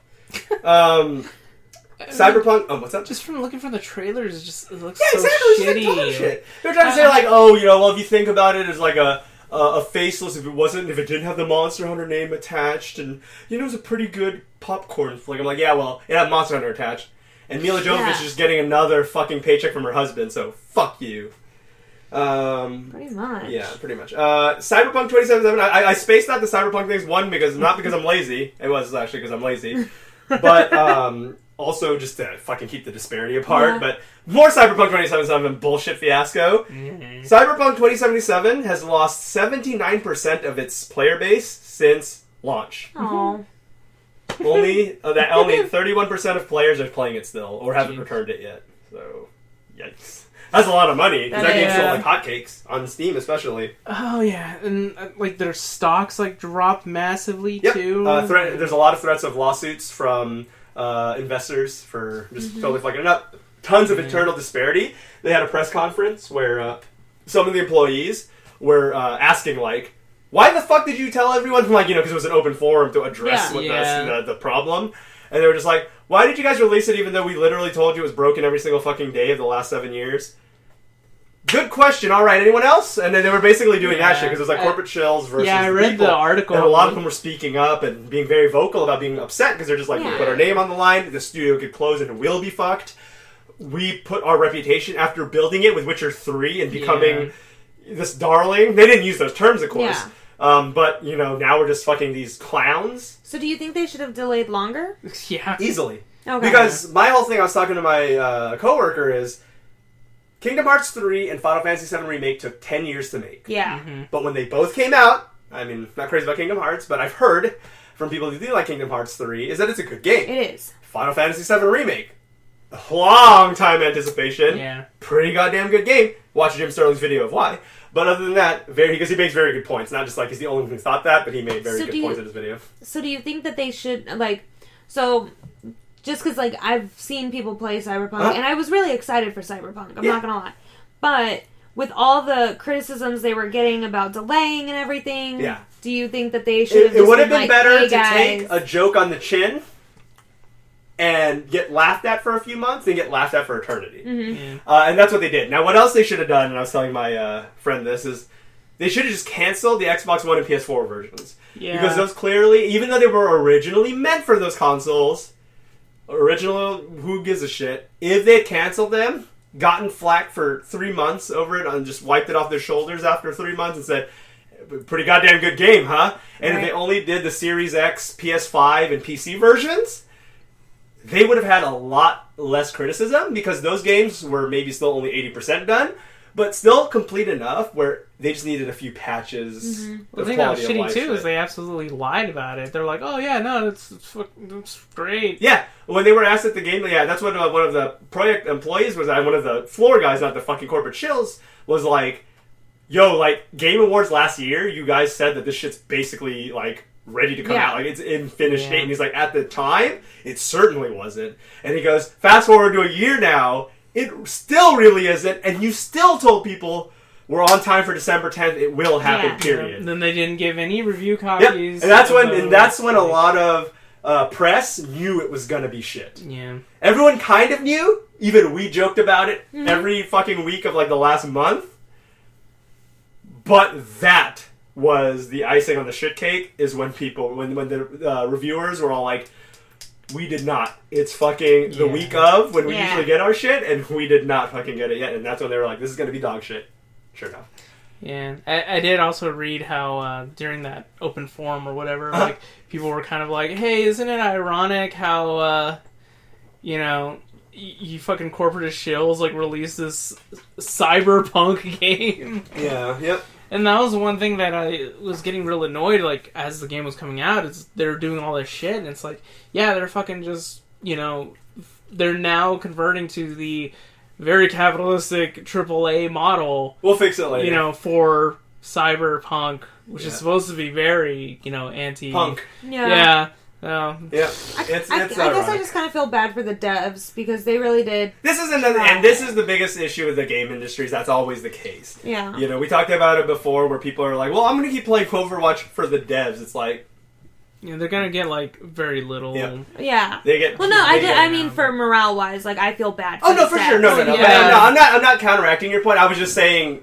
That's just the problem. There's no way to defend just the developers. Yeah. You're feeding the beast, and by proxy, they're eating the turds coming out of the beast's ass.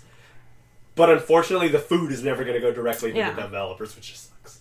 That's the biggest problem in their industry. And it's why studios like Supergiant Games, who made fucking Hades, which won several Game of the Year awards, despite being a fucking indie game, a $25 fucking indie game, they did zero crunch, told the developers to take their fucking time. The game will come out whenever the fuck it comes out, and then B, take as much fucking vacation as you need, so we are ready to fucking make this game. Yeah.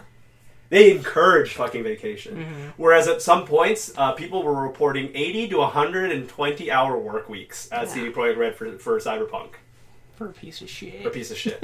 I mean, you have Rockstar and I'm not condoning Rockstar, fuck them too, but at least when GTA 5 and Red Dead 2 came out, they played enough. I mean, I didn't really like Red Dead 2, but the point being is the games were complete enough where it did critically good. Yeah. It avoided this nonsense. Not to justify grind, though, but no. If you're gonna fucking kill your employees, at least get something good out of it. Yeah. Make sure you get a blood diamond, not a blood pebble, you know what I'm saying? Like, it's so bad. It's just, don't do that, first of all. Do the Supergiant Games thing. But I like that because of this, though, Supergiant Games looks even better. A studio that I've loved since their original game, and I don't get to say that for too many studios because they've usually been around for like 50 years, and I'm just not born yet. But with Supergiant, ever since Bastion, and I got Mario into that game too, ever since that, I've been following, we've been playing their games ever since, and other than Pyre, which is not too great, good stuff 90% of the way. And still, Pyre being their worst game is not that bad, and then B, just knowing that the work culture is so healthy, I'm glad that this brought to light what a good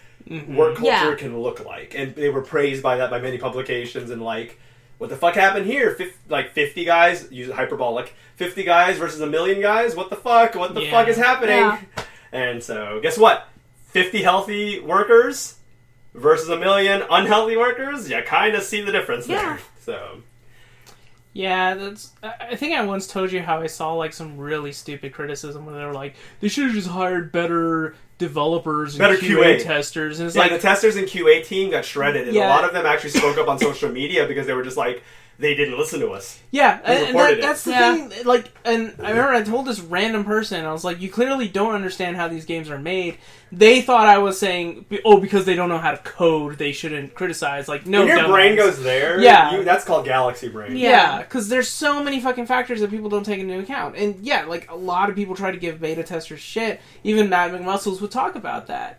you try to blame it on beta testers, but they probably brought it up, but some suit decided to not bother with it. So who are you? James? Yeah. All right, James, go back to whatever fucking department you're from. Yeah, and then, the argument they should hire better, programmers or whatever, that isn't going to fucking amount to anything if you're being overworked. Yeah. Think about how many of these AAA studios, well, let's just keep it to Ubisoft and EA, probably have tons of talented people working there.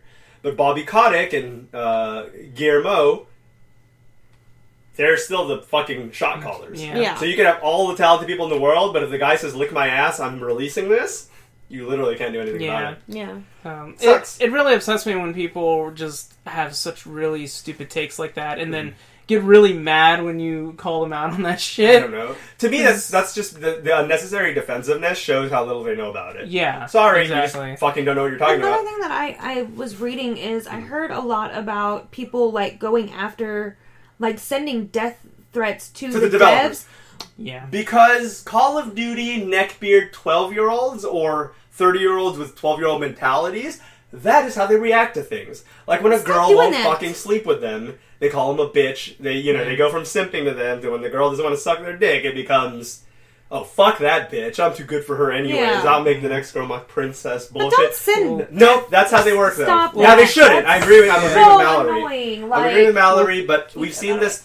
We've seen this time and time again. We've seen a lot of games where the developers get death threats. We saw this. Well, for fuck's sake, but it's not good. What I'm saying is it's not good. Don't do it. Did you hear about the girl with Game Informer? Okay, so there's a writer for Game Informer who she suffers from epilepsy. Mm-hmm. In Cyberpunk, there is a scene that they actually modeled this after the actual medical device that's supposed to diagnose if you're epileptic. So she writes an article pretty much talking about a warning about it, but she was so positive throughout the whole thing, and people attack her by sending her a lot of videos and GIFs that try to trigger. That's awful. And it's imagine if she was actually speaking negatively about the game.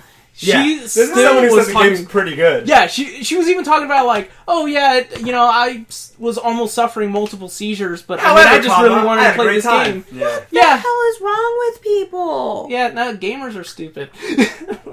Gamers are a mistake. They were having a heated gamer moment, okay? Yeah, that's all it fucking is. Here we are in a gaming podcast, and I'm talking about how gamers are shitty people. Right? Oh, that's what it was. I forgot I turned the gain too high. I just realized I was looking at the mic. Alright, anyways. But yeah, I don't know. To me, it's just really stupid that that's even a fucking thing. But unfortunately, we'll move on. We're beating a dead horse because, it's bad. Yeah. It's bad, okay? So, unfortunately, it is. Cyberpunk sucks and good. Even if those gamers are listening to this shit right now, they would have either A, turned it off, call us SJWs, whatever the case may be. They're done already. They're not going to listen. And unfortunately, you can't just change people's minds like that. I wish that was the case. But people that are that stupid, they have fucking Cro-Magnon brain, is gonna just keep doing that shit. But, yep. Speaking of shitty companies, Ubisoft has announced that Prince of Persia, which, by the way, Shiro pointed out, and I had to double check to be sure, because I was fairly sure, but I had to check when Shiro brought it up, is Immortals Phoenix Rising was actually done by Ubisoft in-house. Oh. It wasn't just published by Ubisoft. So, when Shiro asked that, I was just kind of hold on. Yes, it is actually Ubisoft. Weird. Apparently, it's a new branch. I forgot the logo. It's a brand new logo I've never seen, but apparently it's a new branch of Ubisoft, so maybe why. But they haven't got corrupted yet. They're just fresh meats. Yeah, basically. Don't believe them. But they have announced that Prince of Persia remake has been delayed from January 21, 2021, which would have been in 10 days if you're listening to this on time, to March 18, 2021, citing no real explanation other than COVID-19, which someone who works retail, I can't really... COVID-19 affects a lot, so maybe. Yeah, maybe. Could be an excuse. Could not be. Halo Infinite has been pushed to fall 2021. It was delayed without a date, and now they're saying fall 2021. Okay. So we'll see. It might get pushed out again, but guess what? If it looks good when it's done, who cares? Unlike how it looks now. Yeah, unlike how it looks now. Oh god, here we go. Cyberpunk section of our news. Oh no. What else do I have after? Oh shit, I have a lot still. We gotta start moving. I told my personal refund story, at least the Regis Digest version. They were so one of CD Projekt's big let's get out of jail free card, or they tried to do it, is that despite the refund, despite the fiasco, despite the fact that several investors were threatening to sue or pulling out or whatever, They said that because the game did so good sales-wise, that they're still going to give the employees bonuses. Okay. So the devs got their bonuses, but it was more like a hush money type situation. So that's the biggest issue with it, is the fact that now the biggest problem with doing that. I mean, I'm happy that the devs got their money because at least they got something out of this. Mm-hmm. But the problem is now they're going to be, let's say, refunding 60 to 70% of their sales. That's a big number. I doubt it's going to be that much because a lot of people still like that game. And then you gave these bonuses. So now you're giving. So say the game profited. So if your profit's 100%, they're not you refunded bonuses, 60%. they're severance packages. Yeah, basically, exactly. And that's the thing. So there's two schools of thought. You have people that are thinking, kind of like what Shiro and I are joking about right now, that they could go under. Yeah. However, a few people, including Jim Sterling and a lot of other people, have said that as much as they'd love to see that, unfortunate for the devs, but thanks to see the suits get the fuck out of there, there's such a big studio still, a big indie studio essentially, because they're not really AAA, but I mean they have a AAA mentality. They still could make it out of this. But my point, and it's not that they didn't think about this, but my whole personal thing I've been telling people is Sony and Microsoft have had to pull this off of their store. And then you piss Sony off because Sony was extra pissed. Microsoft was kind of pissed about it, but Sony was very pissed about it, where they're just like, you did not tell us we were going to be refunding this game. You just told everyone to fucking hound our customer service reps who knew nothing about this because they're probably fucking in another country. And we're just reading off the script. I know Barbara, and then they fucking that bullshit. And you didn't even fucking give us a heads up. It's not like you said, "Yo, Sony, shit's going a little raw. If you guys can get those refunds, we'll pay you. You pay them. A little bit, but they didn't even do that. Who's to say that Sony or Microsoft may refuse to list their games ever now? Yeah, they see CD Projekt Red. They show them where the door is.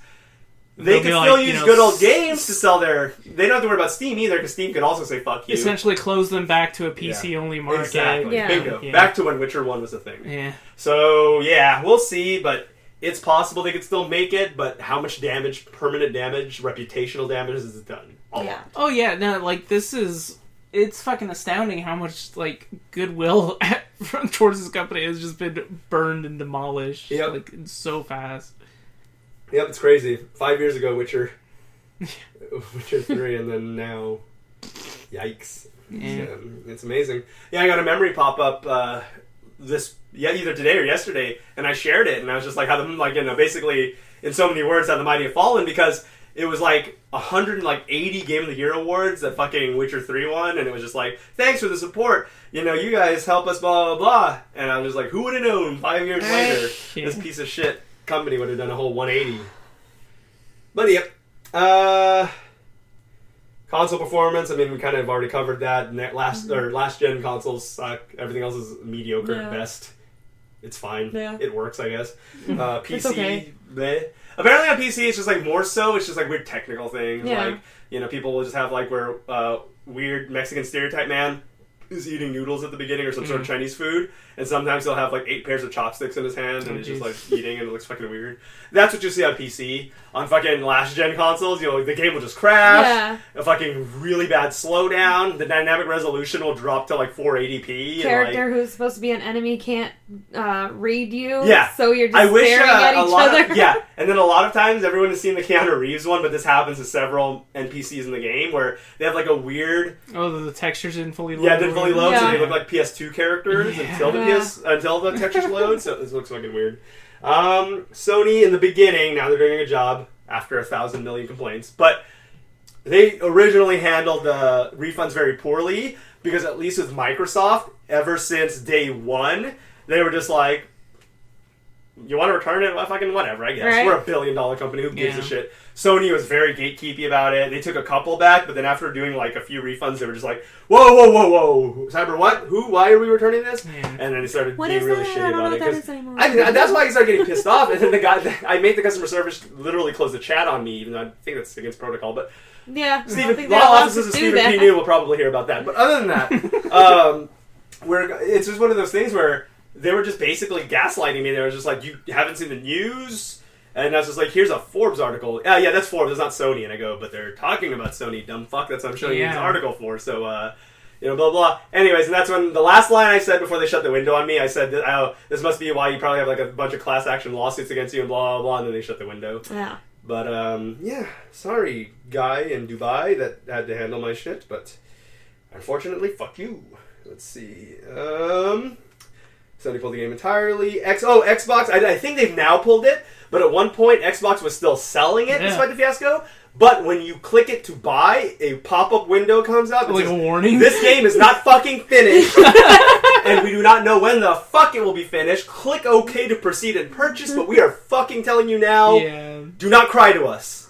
And then that was what happens in the Xbox store. Whereas PlayStation just delisted it, and on the PlayStation store, when you go to the page still exists, and when you go there, it says, we do not know when this game will be released. That's what it says on the fucking page. Even though they already had it? Yeah, exactly. Wow.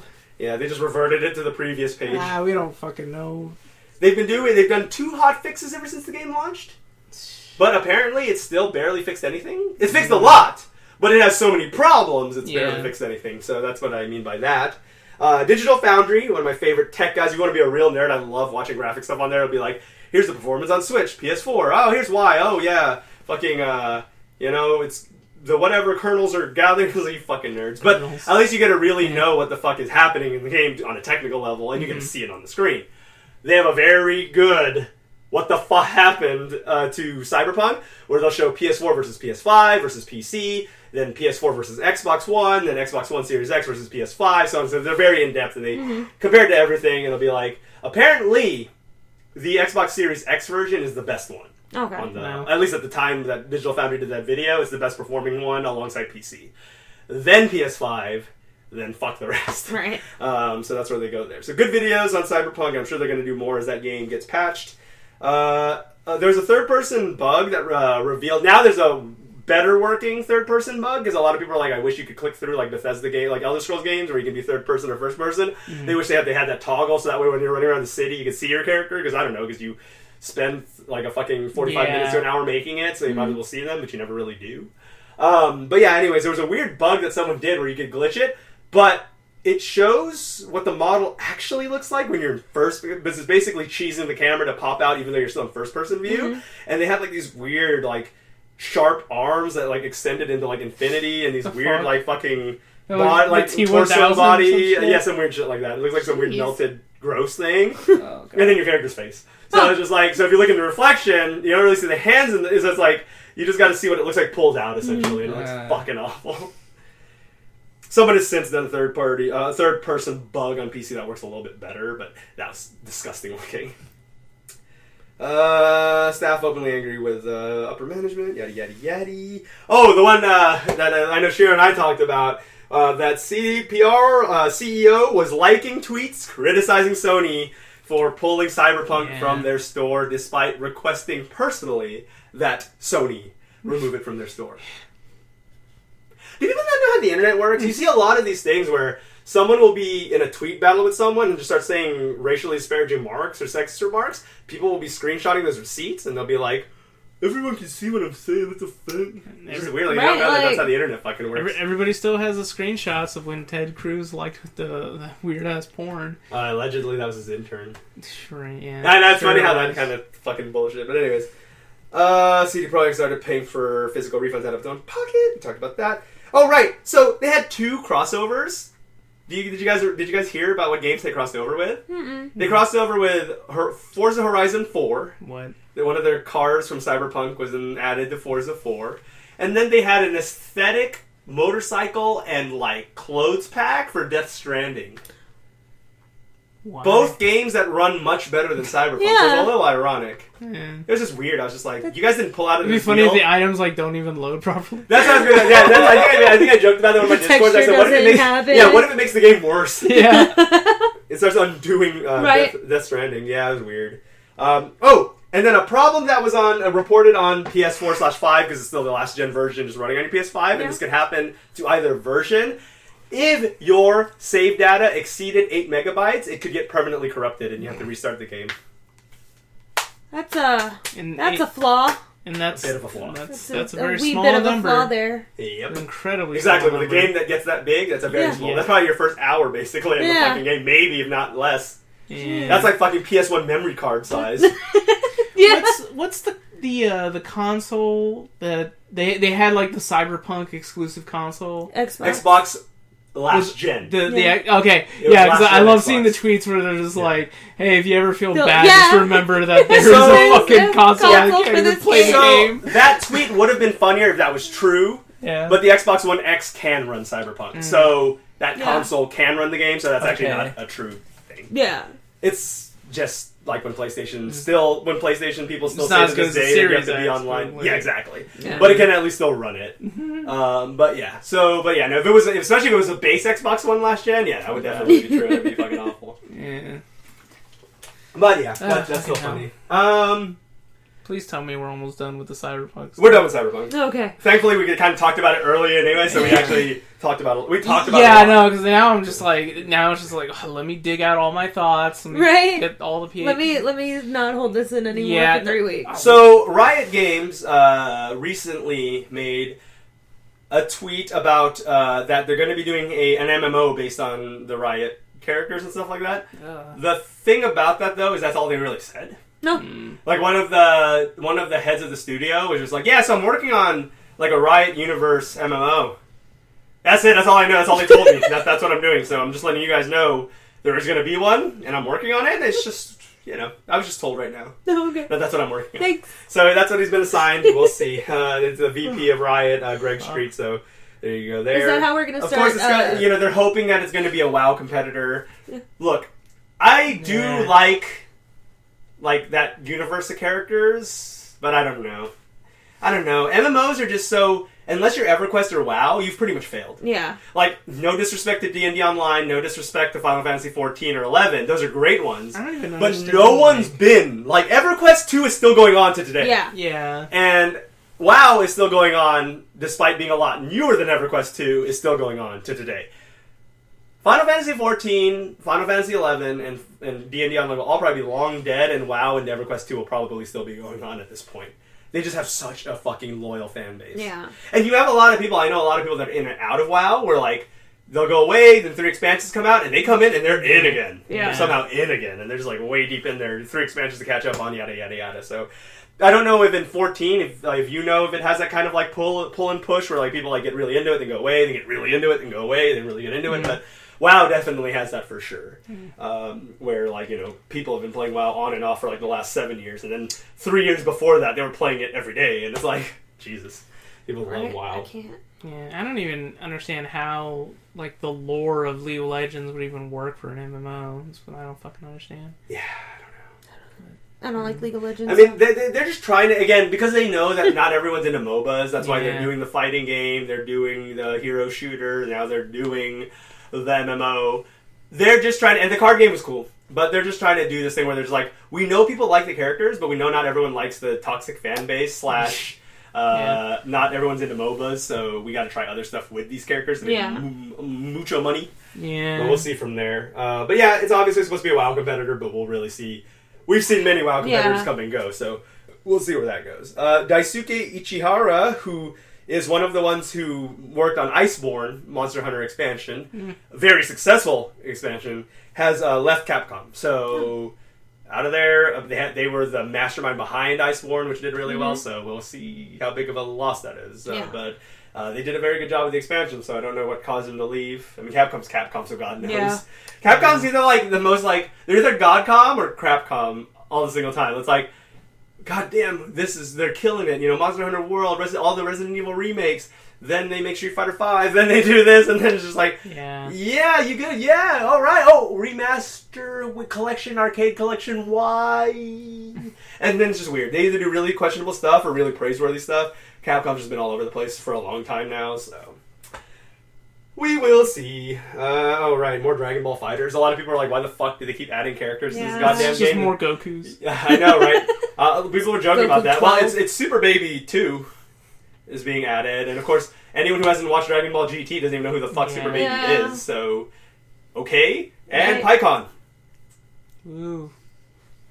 Yay. Boring Piccolo, basically, is all that really is, so... There's like probably one person out there that's like super hype, like, fuck yeah. Oh, right, so since we last recorded, Sephiroth's been announced in Smash. Yeah, that's the thing. Cloud's reaction's the best. Yeah. Yeah.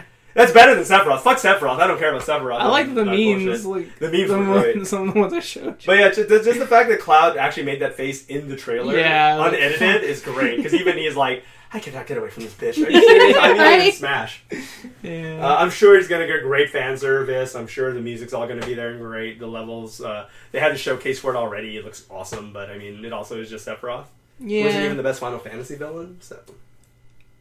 People who think Sephiroth's the best Final Fantasy villain probably think Rey and fucking Evangelion's the best character.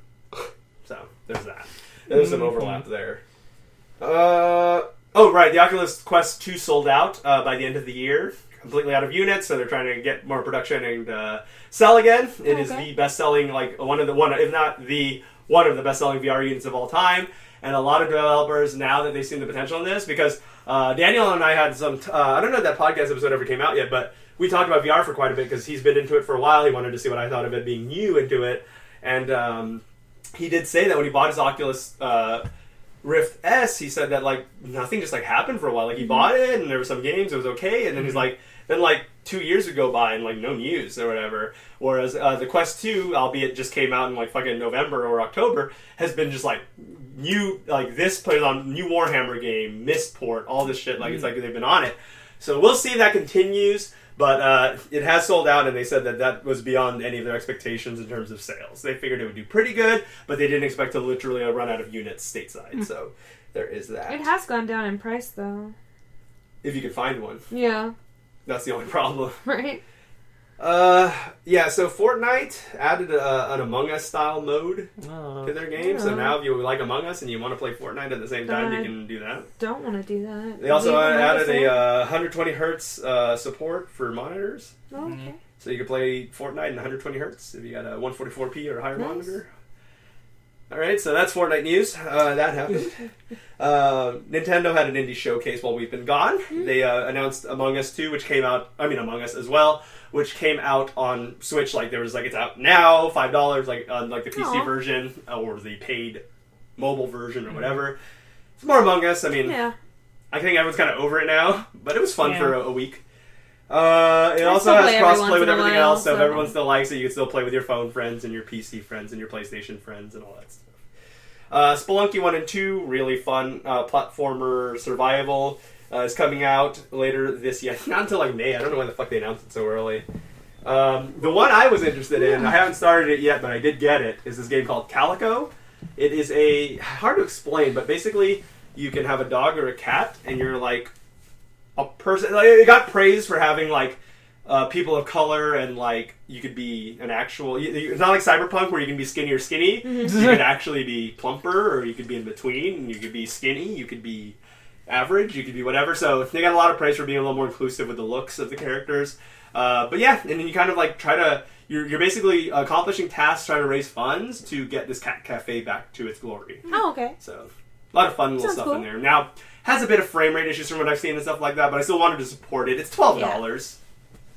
$12 for a full price indie game, so you know, and they've been supporting it since, so hopefully it'll be really good. Again, I haven't personally fired it up, I've just seen other people play it, and I thought it looked cute. You can also have dogs, despite the fact that the main focus is the cat cafe. There's also dogs in the game. Oh. So if you're a dog person, you can also enjoy it. Although the focus will still be, there's no dog cafe, so if you're going to be mad about that, then don't play the fucking game. Super Meat Boy Forever is, I think, out now. At the time, I was going to say gonna come out, but I think it's out now. I've been playing Super Meat Boy 1 over again. Such an awesome game. It's that perfect mix of, like, frustrating, but then, like, you just can't wait to do it again. It's one of those, go through the level, learn where the saw is, learn what walls to grab on, and then you get to the end, and then you beat it. That's a really good one. And then they announced... well, I knew about this one already because it was on PC, Cyber Shadow, which is a side-scrolling, fast-paced ninja action platformer by Devolver. Yacht Club. What the fuck am I saying, Devolver? The Yacht Club Games, makers of Shovel Knight. So it's their first game since then, since they did like a shitload of expansions and support for Shovel Knight. Yeah. Cyber Shadow is going to be coming out by the end of the month, I believe. So that'll be there. And then finally, there's a cat fighting game where you're like trying to do weird yarn stuff like that. Fist the Fluffs. So it's a cat brawler party game that will be coming out on Switch. I feel like we should play that one. I feel like we should, yeah. That one would be so fun. The PS4 discontinued. We were talking about that. Miyamoto took a tour of the Super Nintendo World theme park and like made a video, and everyone was so happy about how joyful he was. Like, and you gotta understand, like, especially for Miyamoto, he's a fucking old dude. To see the Nintendo creations live in a theme park, that's gotta hit him right in the heart. And he had genuine joy, and people said that just seeing him in the video itself really wasn't that interesting because the park looks fine, but who the fuck's gonna go to Japan anytime soon? So who gives a shit? But seeing him enjoy the Nintendo come to life was so wholesome. It was really good. I'm gonna have to watch that video. Next level. Oh yeah, right. Next level is the Vancouver studio. To be acquired by Nintendo. They have since acquired it. It's those they worked on. Oh yeah, here, good. I got the list. So I talked about Luigi's Mansion 3. They also worked on Super Mario Strikers, Metroid Prime Federation Force, the reboot version of Punch Out, which was really good on the Wii. So yeah, they have a pretty good list of games they've worked, so they do a good job. So it'll be nice to see now that they got the Nintendo bankroll permanently. We'll see where that goes. Yeah. And then the final thing we're going to end it on is the the Game Awards. Yeah, I know. I couldn't end it on a high note with fucking, of course not. With fucking Miyamoto wholesome. Fuck that. Right. Let's talk about such the a shit good show story to end that on. was the Game Awards, because the Game Awards is one of those really shitty award shows, like the Grammys, where it's like the Game Awards to video games means as much as the Grammys does to actual music fans. Oh, okay. It's like, who gives a shit? Because all this is trash. Just because Kid Rock won another Grammy doesn't fucking mean he's good music, you know? Game of the Year was not Hades, unfortunately.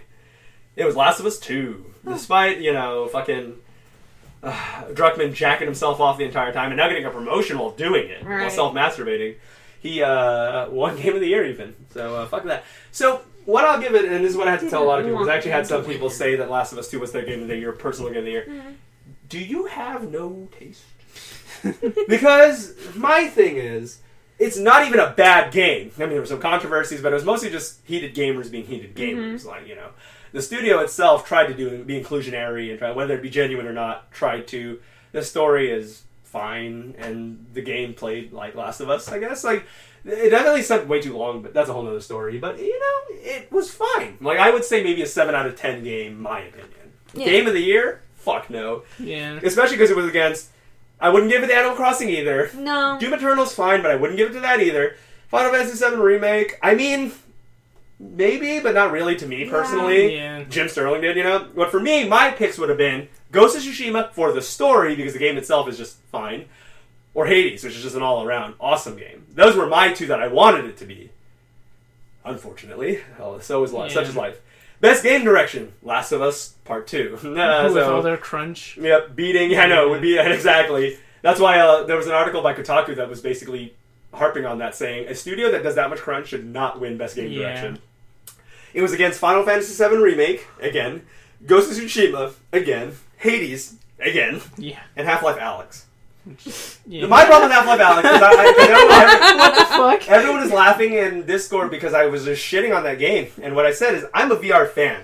But what Half-Life Alyx was is not the Half-Life game sequel that everyone wanted. Yeah. You needed the VR headset, Valve's VR headset, to play it.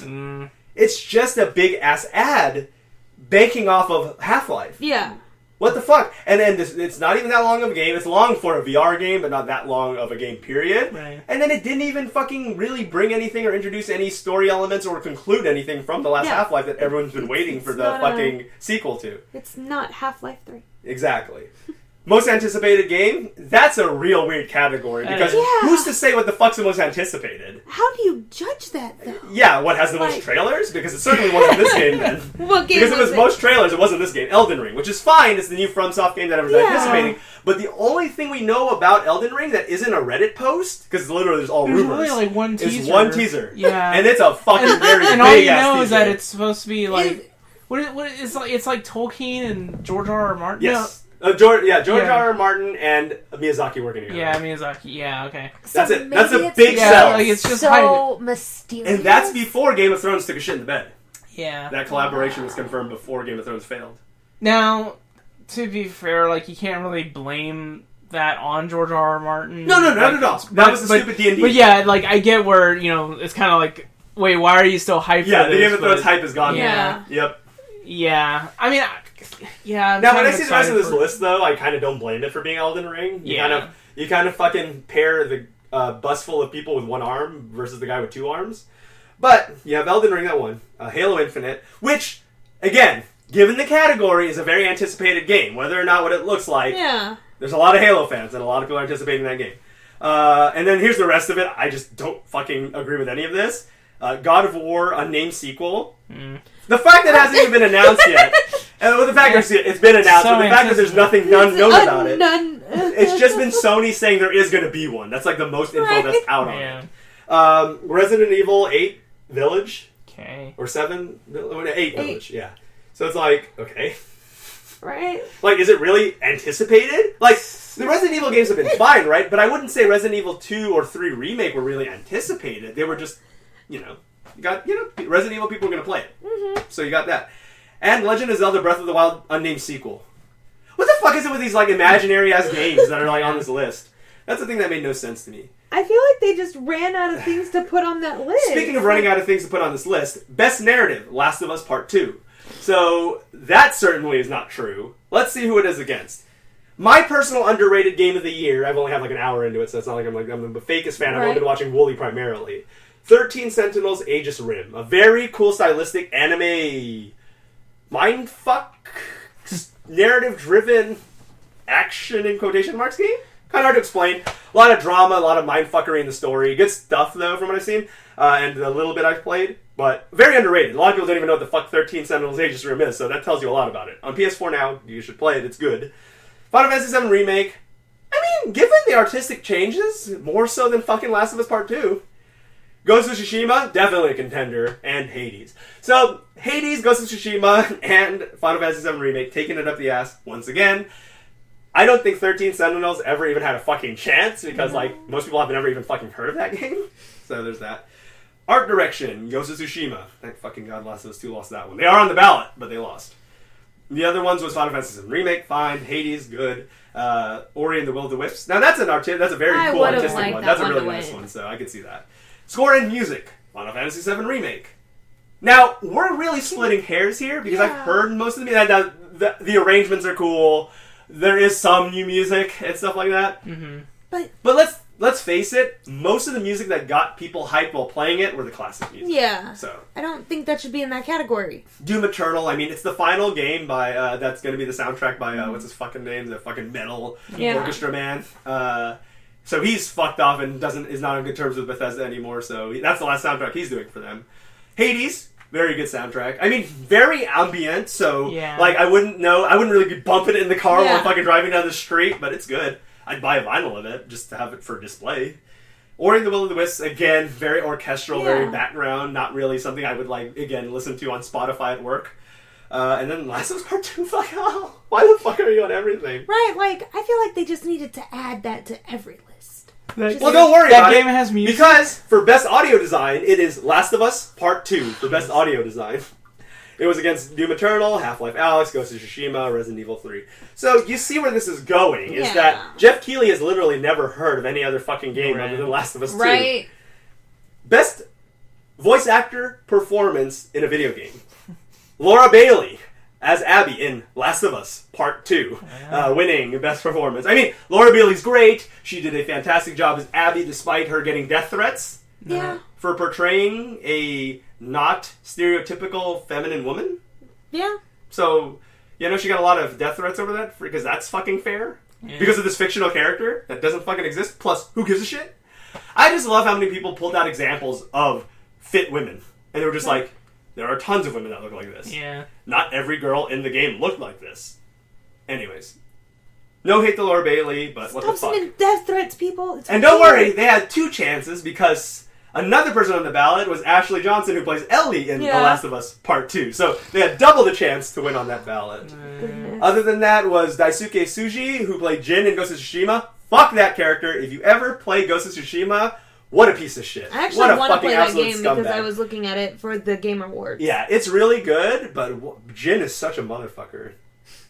Logan Cunningham as Hades in Hades. Naji, sorry if I fucked this name up. Naji Jeterum, Miles Morales in Marvel's Spider-Man. Miles Morales. Yeah.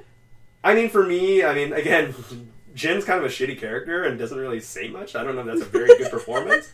So I would say either Logan Cunningham for Hades, or, I mean, I guess Miles Morales is fine. I mean, fuck, why 2 Last of Us 2 people? Like, fucking come on. Games for Impact, these ones I don't really know. These are all super indie games. Like, I know Spiritfarer is like the only one I know on this list. But the winner was Tell Me Why, the Backstreet Boys lyric. I don't know. If Found, Kentucky Road Zero TV edition. I always see that cover art on Switch, but I've never played it. It just is a dog with a straw hat. Yeah. And it's like a photorealistic dog with a straw hat. I don't fucking know what's going on there. Spiritfarer, I do know. You're this like little not River Styx guy that goes around and you give all the souls their final trip to the afterlife, but you kind of like give them a fun adventure on the way. Oh, okay. So kind of cool. And Through the Darkest Times. I don't fucking know that one either. And then... Ongoing game. No Man's Sky was the winner. Now, again, we see the issue with this. I'm not going to beat this dead horse, but I love No Man's Sky now and how much better it's gotten. But now we're setting a precedence here now. It's winning awards for being the best game that never fucking stops. It was against Apex Legends, Destiny 2. Apex Legends is fine. Destiny 2, what the fuck? Call of Duty Warzone, is that even it's a Call of Duty game. That series never fucking stops, so I guess it's an ongoing game. Mm-hmm. And then fucking Fortnite. Okay.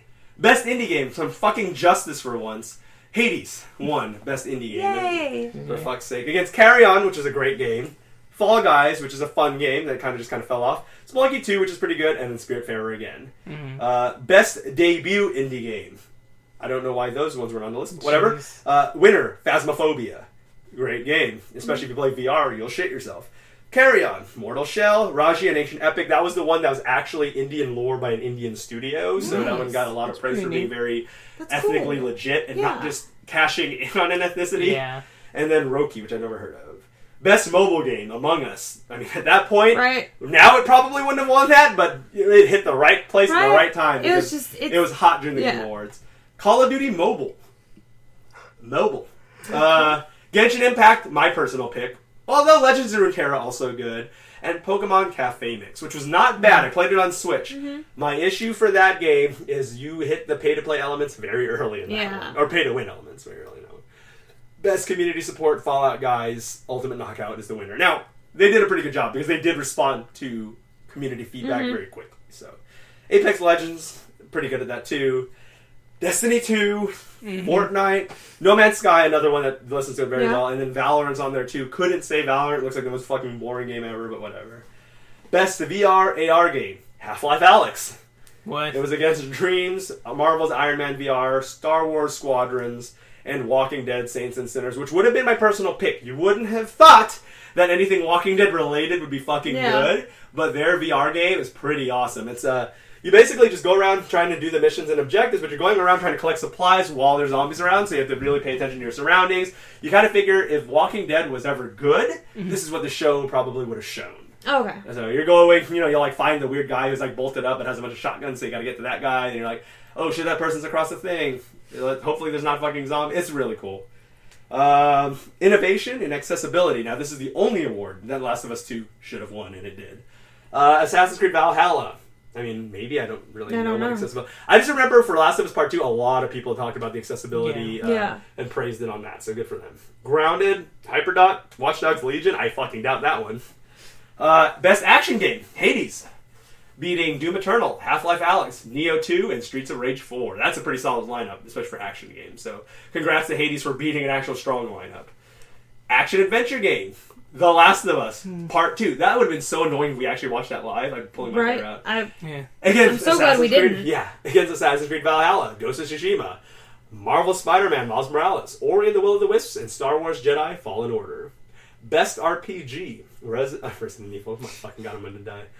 Best RPG, Final Fantasy VII Remake. Again, it was the winner. Against Genshin Impact, Persona 5 Royale, Wasteland 3, and Yakuza Like a Dragon. My only nomination I actually wrote in. Best Fighting Game. Now, this is a fucking laugh, but I guess when you see the other shit it's against, maybe that's why. Mortal Kombat 11 Ultimate. Best Fighting Game of 2020. Against Grand Blue Fantasy Versus, although I heard that one was really good, so maybe that should have won, but if anyone knew what the fuck that was. Street Fighter V Championship Edition. Fuck that. One Punch Man, a hero nobody knows? I had never even fucking heard of a One Punch Man fighting game. I know they have one of those dumbass arena ones, unless it is that one. Might be.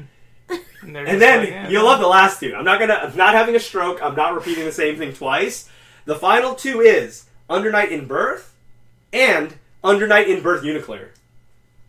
Why the fuck would both of them be on there? One's the fucking update. Like, because Uniclear actually came out this fucking and Under Night's been out for a while. Yeah, the franchise. That's weird. Weird. So that list is about as bad as the fucking winner. So there's that. Best Family Game: Animal Crossing: New Horizons won. Against Crash Bandicoot 4. It's About Time. That was actually a pretty lolsy, clever little. Because it's been so long since it came out. It's About Time. I thought that was cute. Fall Guys Ultimate Knockout. That's fun. That was a fun friends and family one. Mario Kart Live Home Circuit. I don't think enough people bought that game to be on the fucking ballot. I'm not shitting on it. Physical Mario Kart, that's a good idea. AR mixed with the Switch. I don't think anybody bought it. Did it sell that well? Or did they even have that many units available? I don't think they did, though. Minecraft Dungeons, which still is not even complete. Yeah. And it's been out for a while now. Paper Mario: The Origami King. I don't think that's a family game because it's an RPG, like a single player RPG. If I recall correctly. I like the first. I like the GameCube Paper Mario. That was awesome. 1,000 Year Door. I hope they port that, but I don't know about that. Best sim/strategy game. Microsoft Flight Simulator is the winner. I mean, that's a sim for sure. Okay.